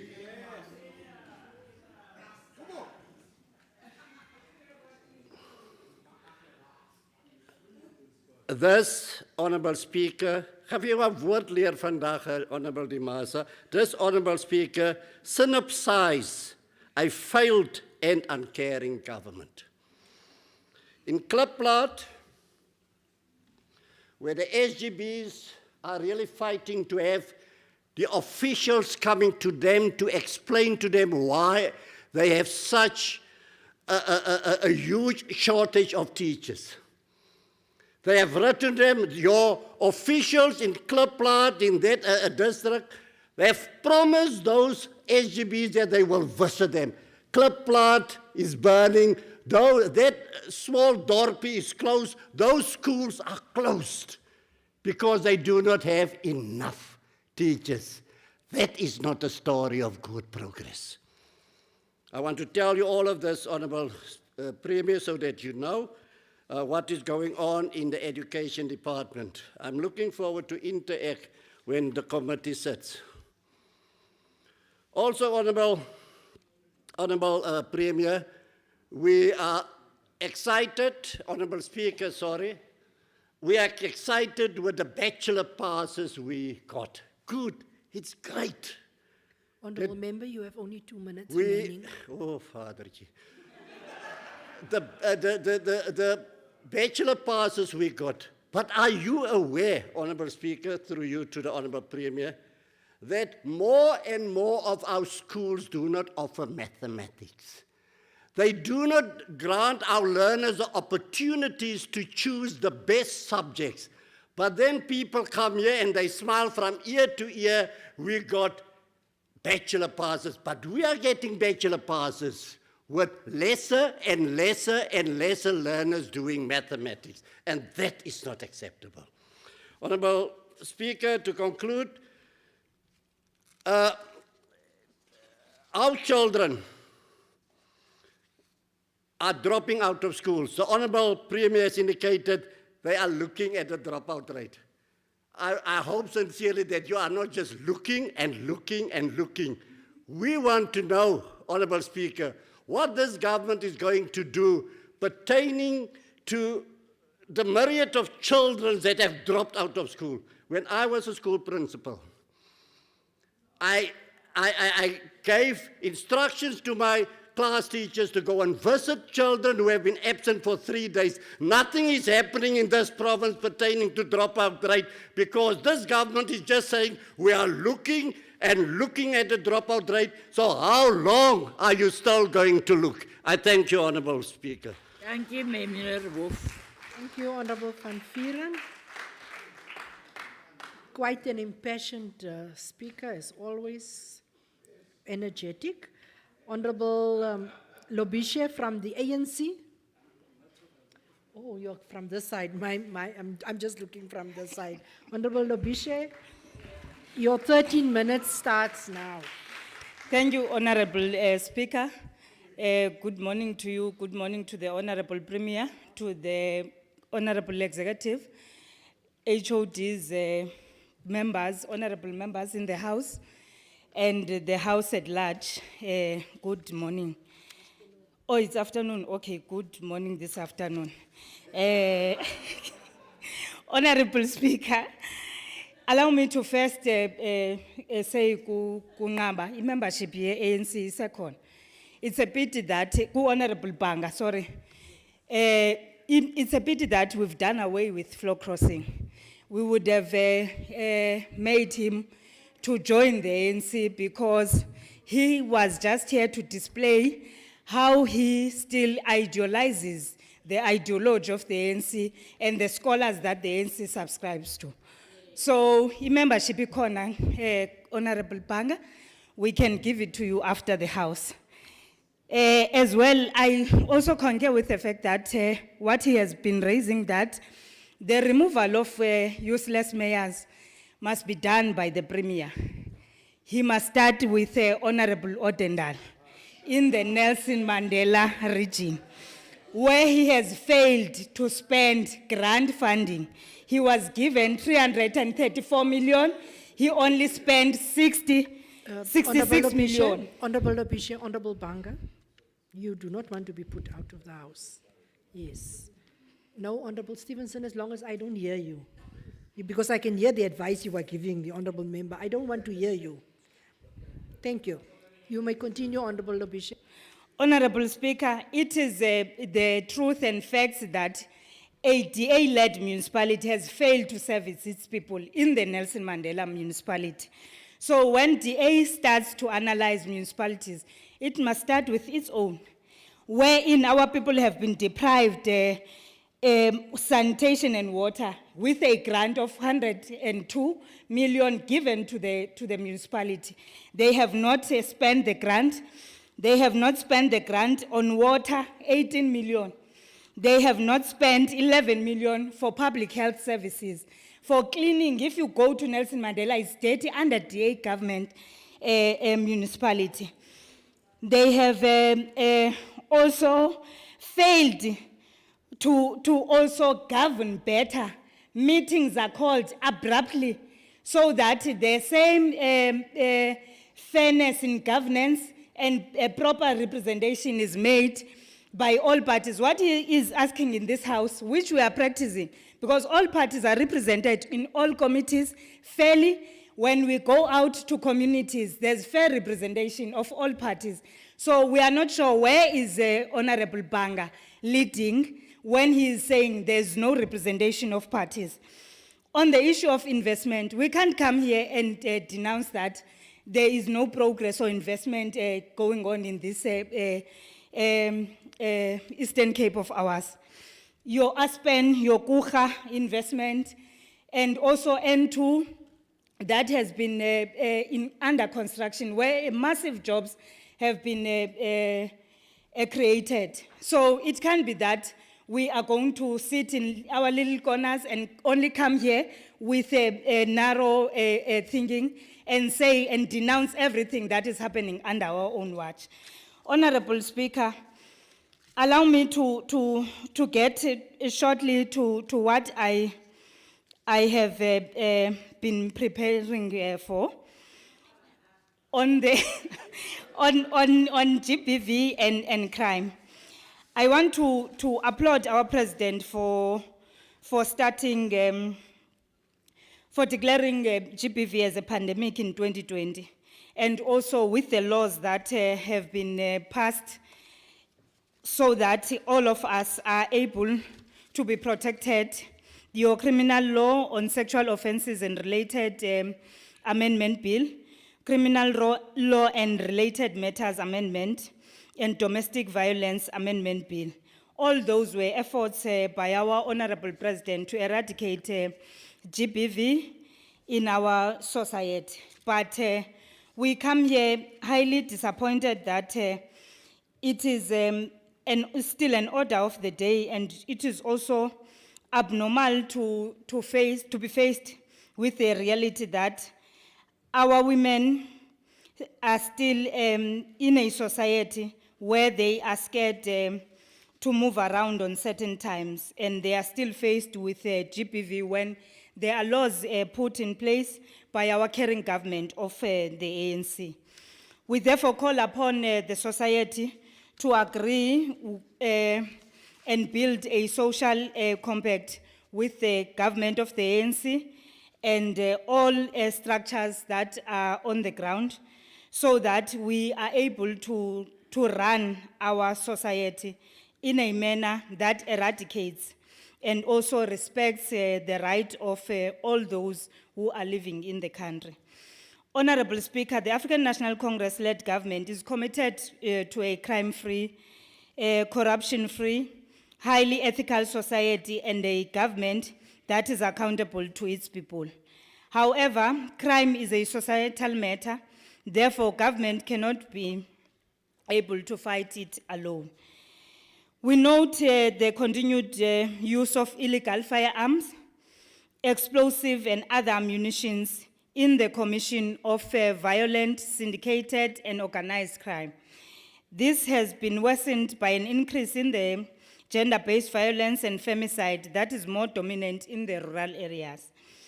Honorable Speaker, in response to the scourge of gender-based violence and femicide, the forensic laboratory that is now operational gives hope that many cases that dates back to even 2006 are going to be resolved because of the availability of the services that are going to be utilized to test the specimens and other related matters which relates to the backlog of cases that we have.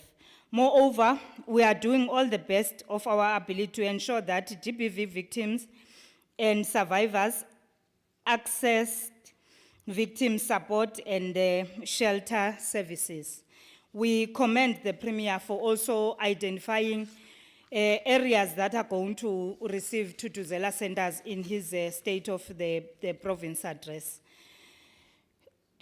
Through you, Honorable Speaker, as the African National Congress-led government, we condemn the recent spike of killings of people in the Eastern Cape, particularly Majola in Port St. John's, Biti, Qunu, and in Gqeberha.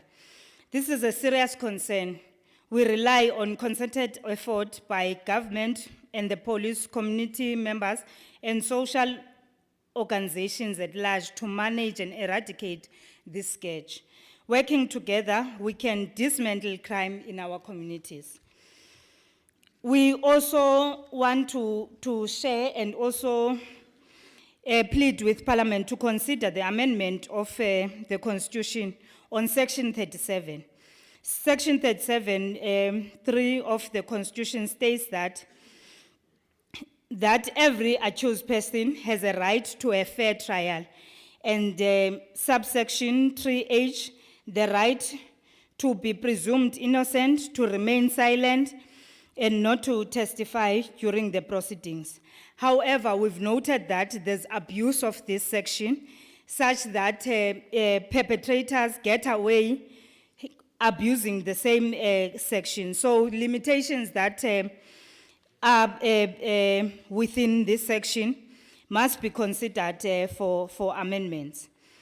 Honorable Speaker, we applaud the Premier on his commitment on multidisciplinary team that he has spoken on the visibility of public order police, tactical response teams, crime intelligence, organized crime, serious and violence crime, FCS, detectives, that he spoke on, that there will be this team which is going to focus on cases.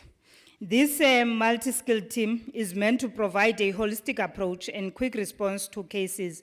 Furthermore, the multidisciplinary teams are deployed in terms of the crime pattern analysis and the crime threat analysis, and also activated in terms of 72-hour activation plan strategy with a view to ensure that all crimes are responded to within a short space of time. As ANC-led government, in the view of additional resources with in the view to add additional resources with a view to ensure community safety, maintain law and order, additional deployment have been allocated to the 8 districts from October to address all these serious crimes from the provincial level. We also appreciate this. Honorable Speaker, clear and credible communication lines have been strengthened to ensure proper and timely channeling of information between district commanders and the district operational command center, with a view to ensure visibility of the multidisciplinary team in the areas identified as hotspot of criminal activities in the province. This is especially in the instance Honourable where Member, you have 2 minutes. there is a need to activate response when a serious crime has been committed. The additional deployment are key in this regard, in that they strengthen the existing resources. This will further strengthen the visibility of police. In conclusion, the government alone cannot fight crime. This is a societal matter that needs the involvement of all stakeholders, all political parties, all church leaders, everyone to come on board, and we stand up all against crime. Thank you very much, Honorable Speaker. Thank you so much, Honorable Lobishe. We call upon Honorable Zinti from the UDM. Your 12 minutes start now. Mandithathe elithuba ndikhahlele kusomlomo inkulumbuso yombutho weANC noza kuphelelwa kunyaka ozayo kumalungu onke endlu yowiso-mthetho. Somlomo, uluntu lwaseMpuma Koloni lusamangalisekile kukuba athi kwintetho yakhe yobume bephondo wabelana nabo kwibali elihle lenkqubela phambili ngelixa abemi beliphondo bephila ubomi bentshontsho ngenxa yobundlobongela nolwaphulo-mthetho bebulawa ngokungenalusini urhulumente engayinanzanga loo nto leyo. This is not a story of good progress, Honorable Premier of the ANC. Iphondo leMpuma Kapa lelona phondo elihamba phambili kwizenzo zokubulawa koluntu. Noko kunjalo inkulumbuso yephondo yombutho olawulayo ayinanzanga le meko kuba khange ayidakance indlela okanye angene nzulu kwindlela ezinokuthi zisetyenziswe ekulweni lomkhwa umbi kangaka. Loo nto iyabonakalisa ukuba urhulumente oselulawulweni kweli phondo akayinanzanga kwaye akanankathalo ngempilo yabemi beli phondo. Kweli phondo sinengxaki yokushokoxeka kwamapolisa kwanezithuthi ezingekhoyo kwizikhululi. Inkulumbuso khange izidine ngokuqwalasela ezimeko. Ibonakala ngokuthe gca ukuba inkulumbuso ayinankathalo ngoluntu. Honorable Speaker, one of the 7 priorities of 5-year plan comrades was the social cohesion and safe communities. After 4 years, this is no longer a priority under your hands, Premier. This is a clear indication that this province is ruled by heartless people, if I may say. Somlomo, siliqhobela izandla isebe lezemfundo ngokufumana izinga eliphezulu kwiziphumo zebanga leshumi kunyaka ka-2022. Sibamba ngazibini kubafundisi-ntsapho abathe basibeka kweli zinga besebenza kwiimeko ezimbi bambi baphulukana nobomi babo bezama ukuphucula imfundo yomntwana wesizwe sakuthi. Eyona nto esingeke siyiqhwabele izandla singumbutho we-UDM kuphindiselwa kwesixamali esingaphaya kwe-400 million kunongxowa welizwe. Kube kukhona izikolo ezidinga amagumbi okufunda nokufundisela, izikolo ezingabiyelwanga, izikolo ezingenazo izindlu zangasese, ihlazo neshwangusha elibi kwisebe lezemfundo. Singatsho ngokupheleleyo somlomo ukuba ezi ziphumo zokuba nabasebenzi, ezi ziziphumo zokuba nabasebenzi ababambeleyo, abangeso sigxina, abangenalwazi lomsebenzi abawuqeshelweyo, kuba kaloku baqeshwe isikakhulu kuba bengamalungu ombutho olawulayo. This is not a story of good progress, Honorable Premier. The legislature spends large amount of money on school visits each and every year.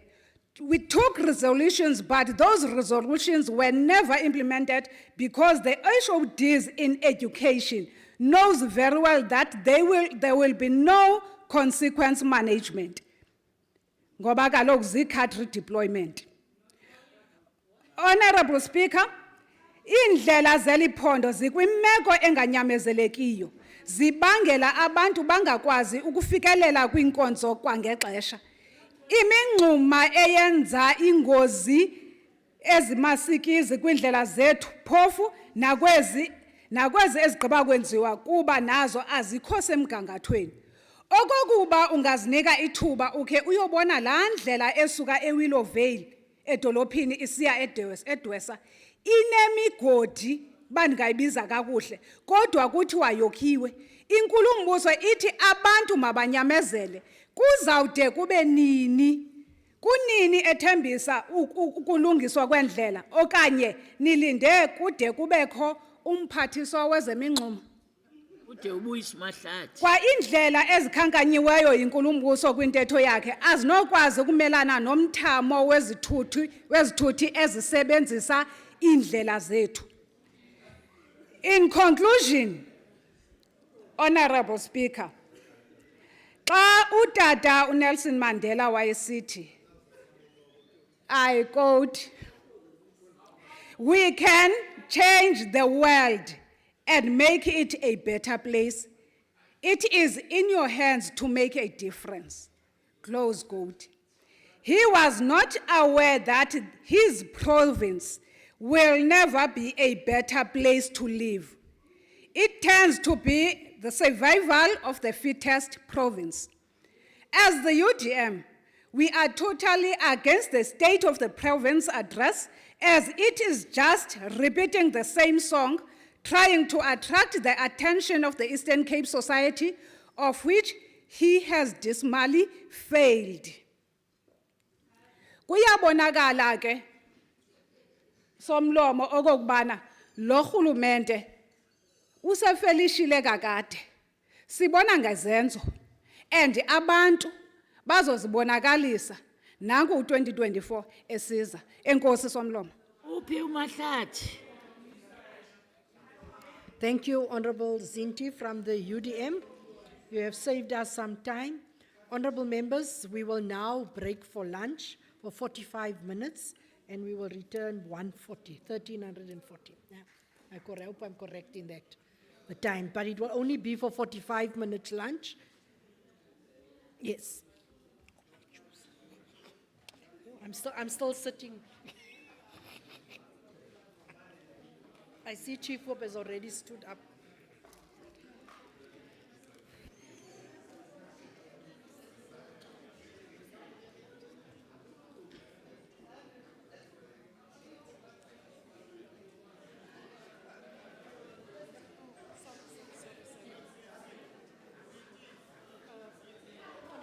Honorable members, my apology. My apology. I've just been informed that the lunch is not ready. So yes, my apology. It has been quite some time. So yeah, I thought I had worked everything out today. We can work out our best plans for today. Unfortunately, my apologies, honorable members. Let us then continue. Yeah, it is 5:02 now. Let's call upon the ATM, Honorable Mampofu.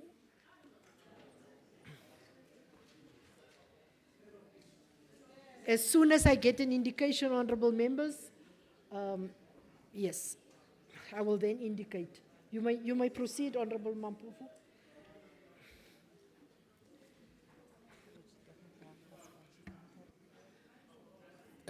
Thank you, Honorable. Your 9 minutes starts now. Thank you, Honorable Speaker, for awarding me this opportunity. Greetings to everyone here present today.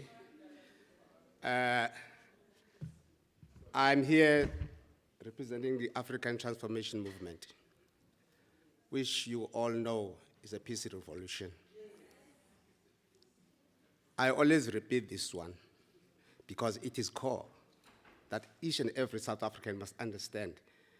The time has come now where we fight the conflicts that are made amongst African people. That is the aim of the ATM. You can't be at peace with a person when you are not in good terms with him. That is the mistake that we as human beings do.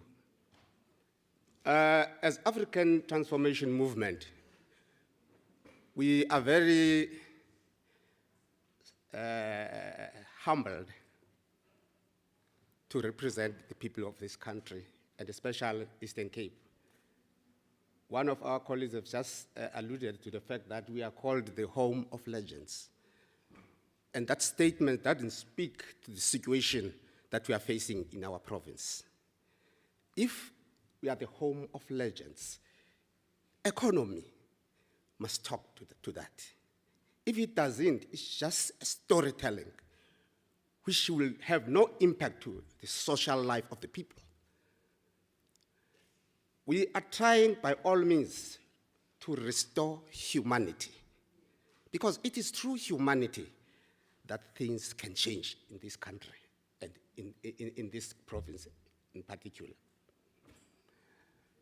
Honorable Speaker, allow me to humbly state this without anyone being offended. Eastern Cape is one of the provinces here in South Africa with most rural settlement areas. Most of the people that are here are rural, and those people are, if we can be honest with ourselves, during the imperialism and colonization, they were just ignored. No economical activities being done there. I'm worried now because all people that we are going to put as leaders of this country, they will feel that. We'll be pointing fingers at them, yet they will have no resolution if we don't go straight to where the point is. If we here is Eastern Cape rural people are the majority, why are they the poor of the poorest? Because economy talks to numbers. If people are many, for sure the economy will rise.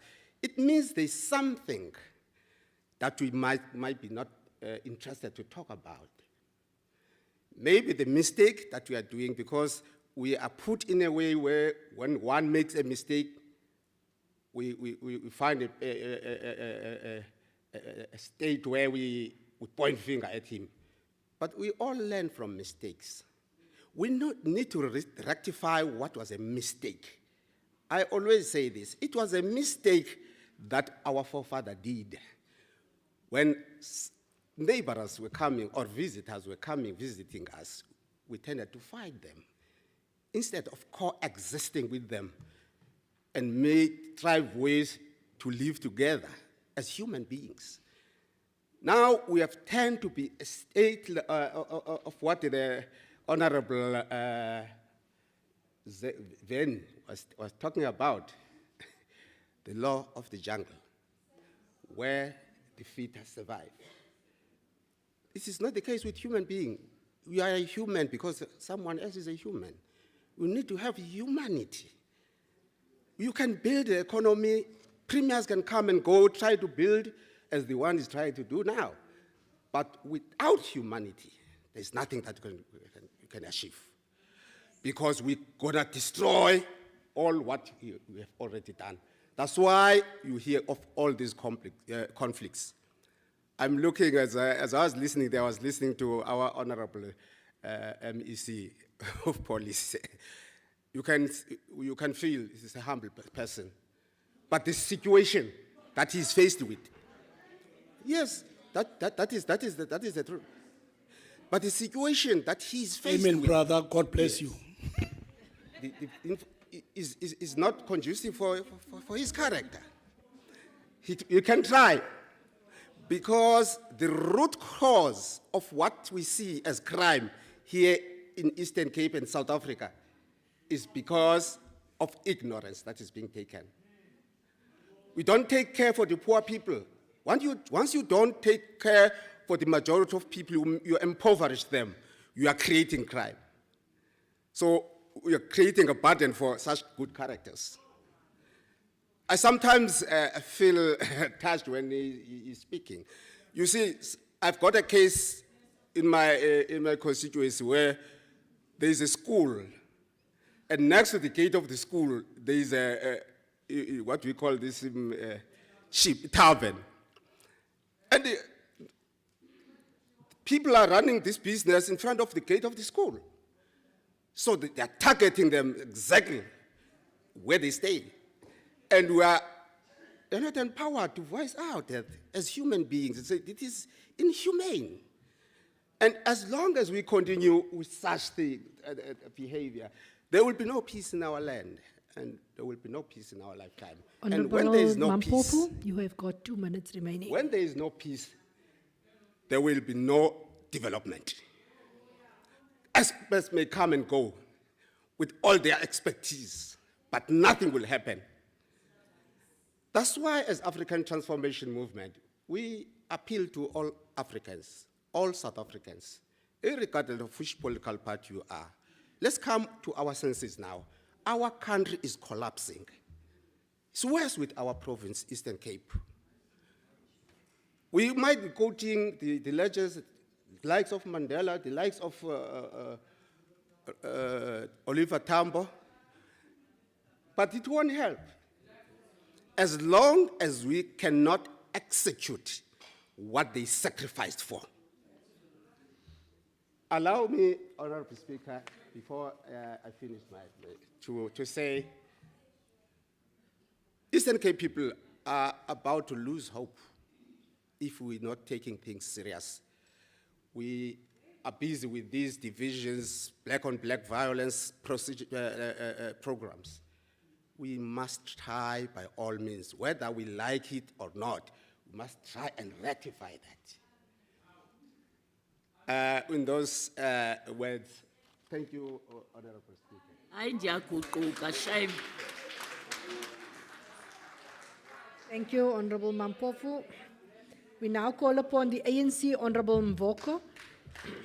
Your 13 minutes starts now. I said your 13 minutes, not 30. 13 minutes starts now. Thank you, Honorable Speaker, and greetings to the Honorable Deputy Speaker, all honorable members of the House, the Chief Whip and the Deputy Chief Whip, leaders of all political parties present, ladies and gentlemen, good afternoon. Today, through you, Honorable Speaker, to the Chief Whip, I'm torn between what was normally taught to us earlier on by two people, and both of them are still alive. One of them was Brakux Ngwindi, and the second one is Omben. At a time when... Honorable Mvoko, can you just raise the volume, please? Oh, okay.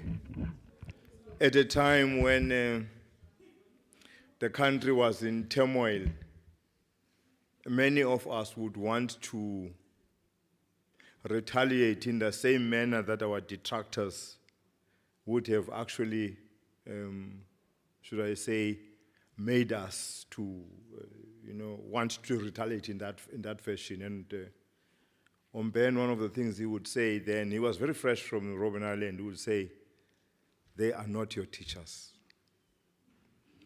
And it's the same thing that Brakux used to say.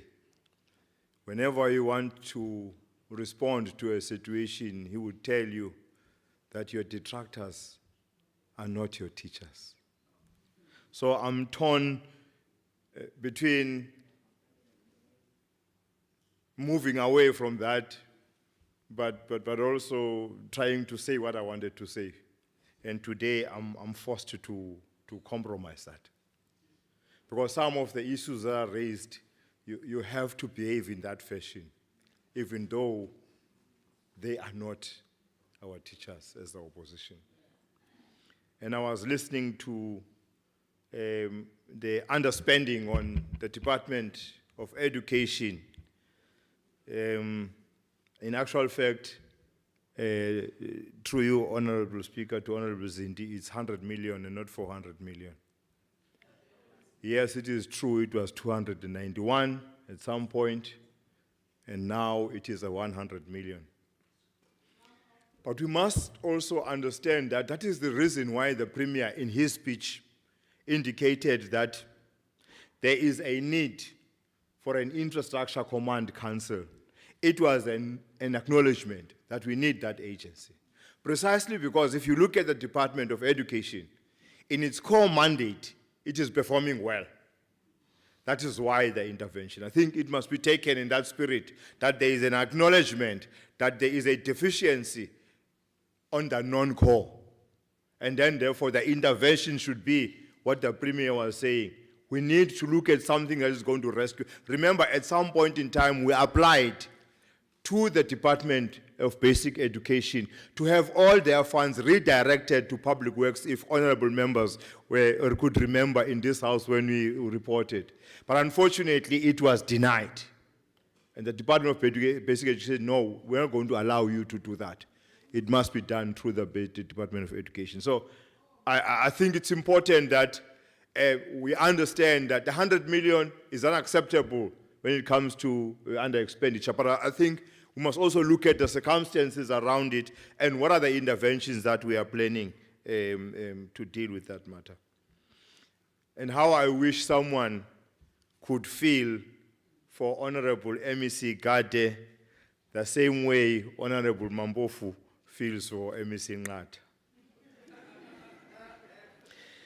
It's best and appropriate to remind all and sundry that the ANC-led government is programmatically led on the basis of manifesto, validated by multitudes of citizens of this country. And in appreciating this, the flow of these dots and how they connect may require the audience to familiarize itself with what marching orders of the ruling party, the ruling party has bestowed to its employees in government, and what intervals exist to ensure adequate accountability to the citizenry. And driving the message home, the declaration of the 55th National Conference had asserted as follows, I quote, "The strategic objective of the ANC remains the resolution of the three basic and interrelated contradictions of colonialism of a special type, racial oppression, women oppression, and class super-exploitation. We seek to achieve this through the fundamental socio-economic transformation of South Africa into a non-racial, non-sexist, united, democratic, and prosperous society based on the vision and values and principles of the Freedom Charter and the Constitution of our country." Close quote. It further continues to say, open quote, "The newly elected NEC must act with demonstrable urgency in addressing the shortcomings, setbacks, and reversals that threaten to undermine and erode the democratic gains. These include chronic poor economic performance and the resultant high rate of unemployment, poverty and inequalities, rising lawlessness, criminality, and violence," close quote. And in his address, Honorable Speaker, the Premier reiterated government's commitment and efforts in growing the economy of this province and creating employment to its people. Again, the strategies and plans that he articulated are aligned to the key pillars that were endorsed by the 55th National Conference, on which all our economic interventions must be anchored.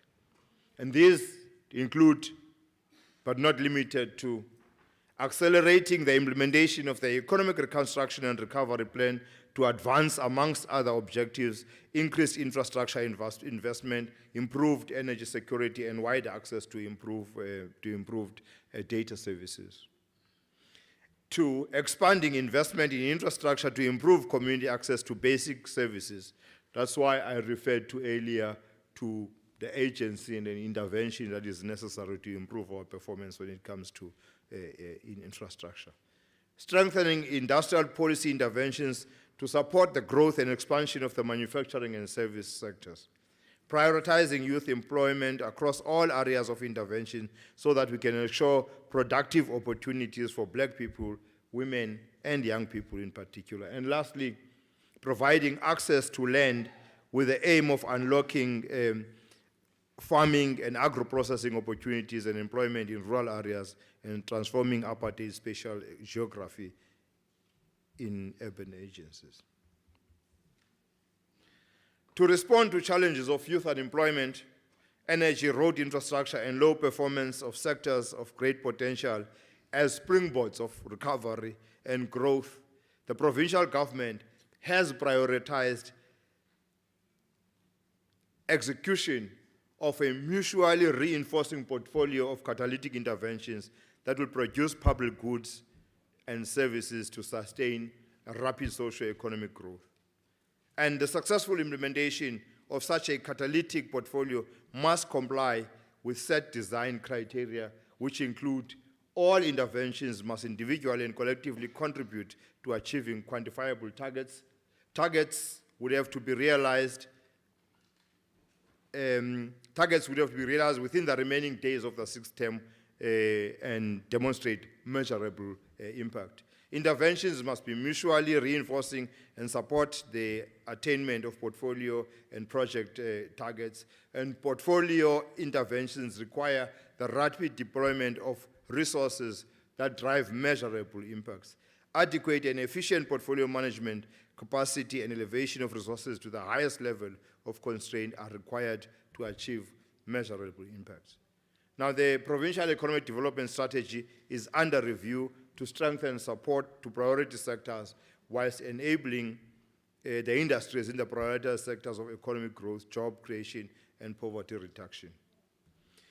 To further deal with youth unemployment, the Eastern Cape government is prioritizing strategies that will enable the reduction of unemployment in the province and ensure the improvement of the livelihoods and welfare of its communities through the creation of meaningful employment. I think the Premier outlined the increase of the Isiqalo Youth Fund from what it is to 100 million over 3 years, which is one attempt.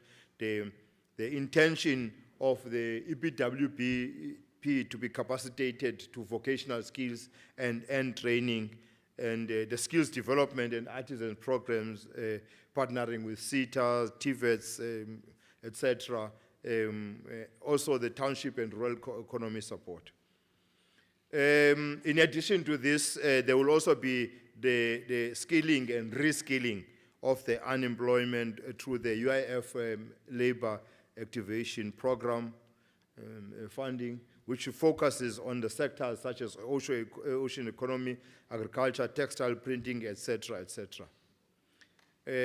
Honorable Speaker, manufacturing remains one of the sectors that the province has identified to support economic recovery initiatives. And in this regard, the Premier spoke at length on what the Premier is implementing. We will support the development and commercialization of prototypes by startups, companies through the East London IDZ Science Technology. And to add to this, we will construct and operationalize a manufacturing incubator to ensure localization of components manufacturing for local OEMs in the manufacturing sector. Honorable MEC, you've got 2 minutes remaining. Madam Speaker, with all that the Premier in his address last week, it may be safe to understand that SOPA is primarily premised on these broad cross-cutting pillars, encapsulating the historic mission of the ANC and how its government has been marshaled to clinically pursue these national ideals. It's honestly not about picking up a simple document and analyzing it out of just anything. In the practical and immediate terms, this places a higher premium on results-oriented governance system whose fruits must be out in the open to be witnessed by everyone. Various labor statistics surveys have honestly appreciated the positive efforts the province has put to maintain and rescue the provincial economy from the severe effects of the COVID-19 pandemic, the international fluctuations affecting food and related prices, through to energy crisis and other attendant matters which the Honorable Chief Whip outlined at the beginning. And I wish to welcome the SOPA as part of the marching orders. We are here not to satisfy and revive the opposition of which some are dying. They must fight elections, win, and govern. It is then that we will listen to their theory, because they would have had an opportunity to practice. As Honorable Nat Opanga had said, theory without practice is nothing.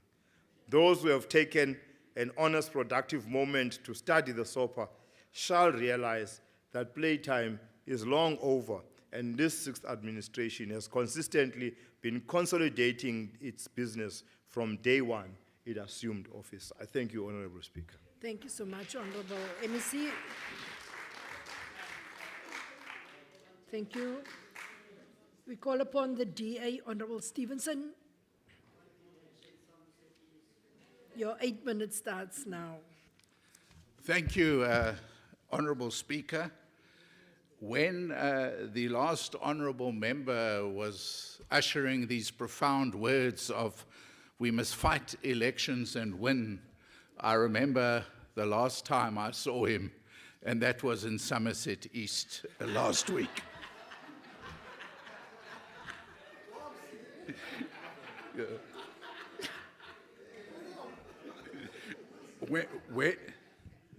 Honorable Speaker, when I attended a church meeting about 2 Saturdays ago, the minister was talking about a sense of helplessness and hopelessness that people feel in the country today. And he likened it to a hand that is around people's throats, slowly strangling the lifeblood out of them.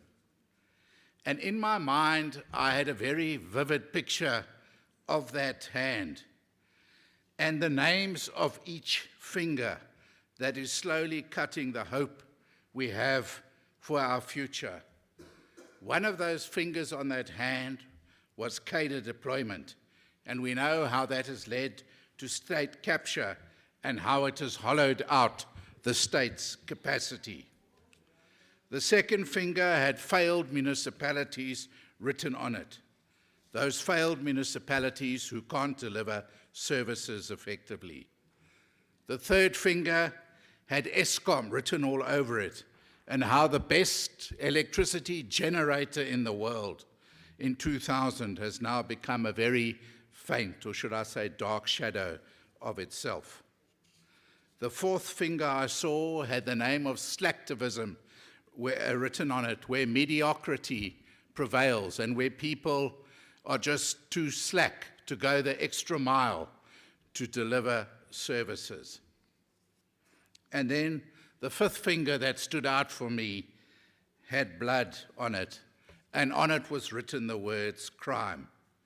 And these 5 fingers that are around the throat, literally, of our country are slowly killing South Africans, and we need to break those chains.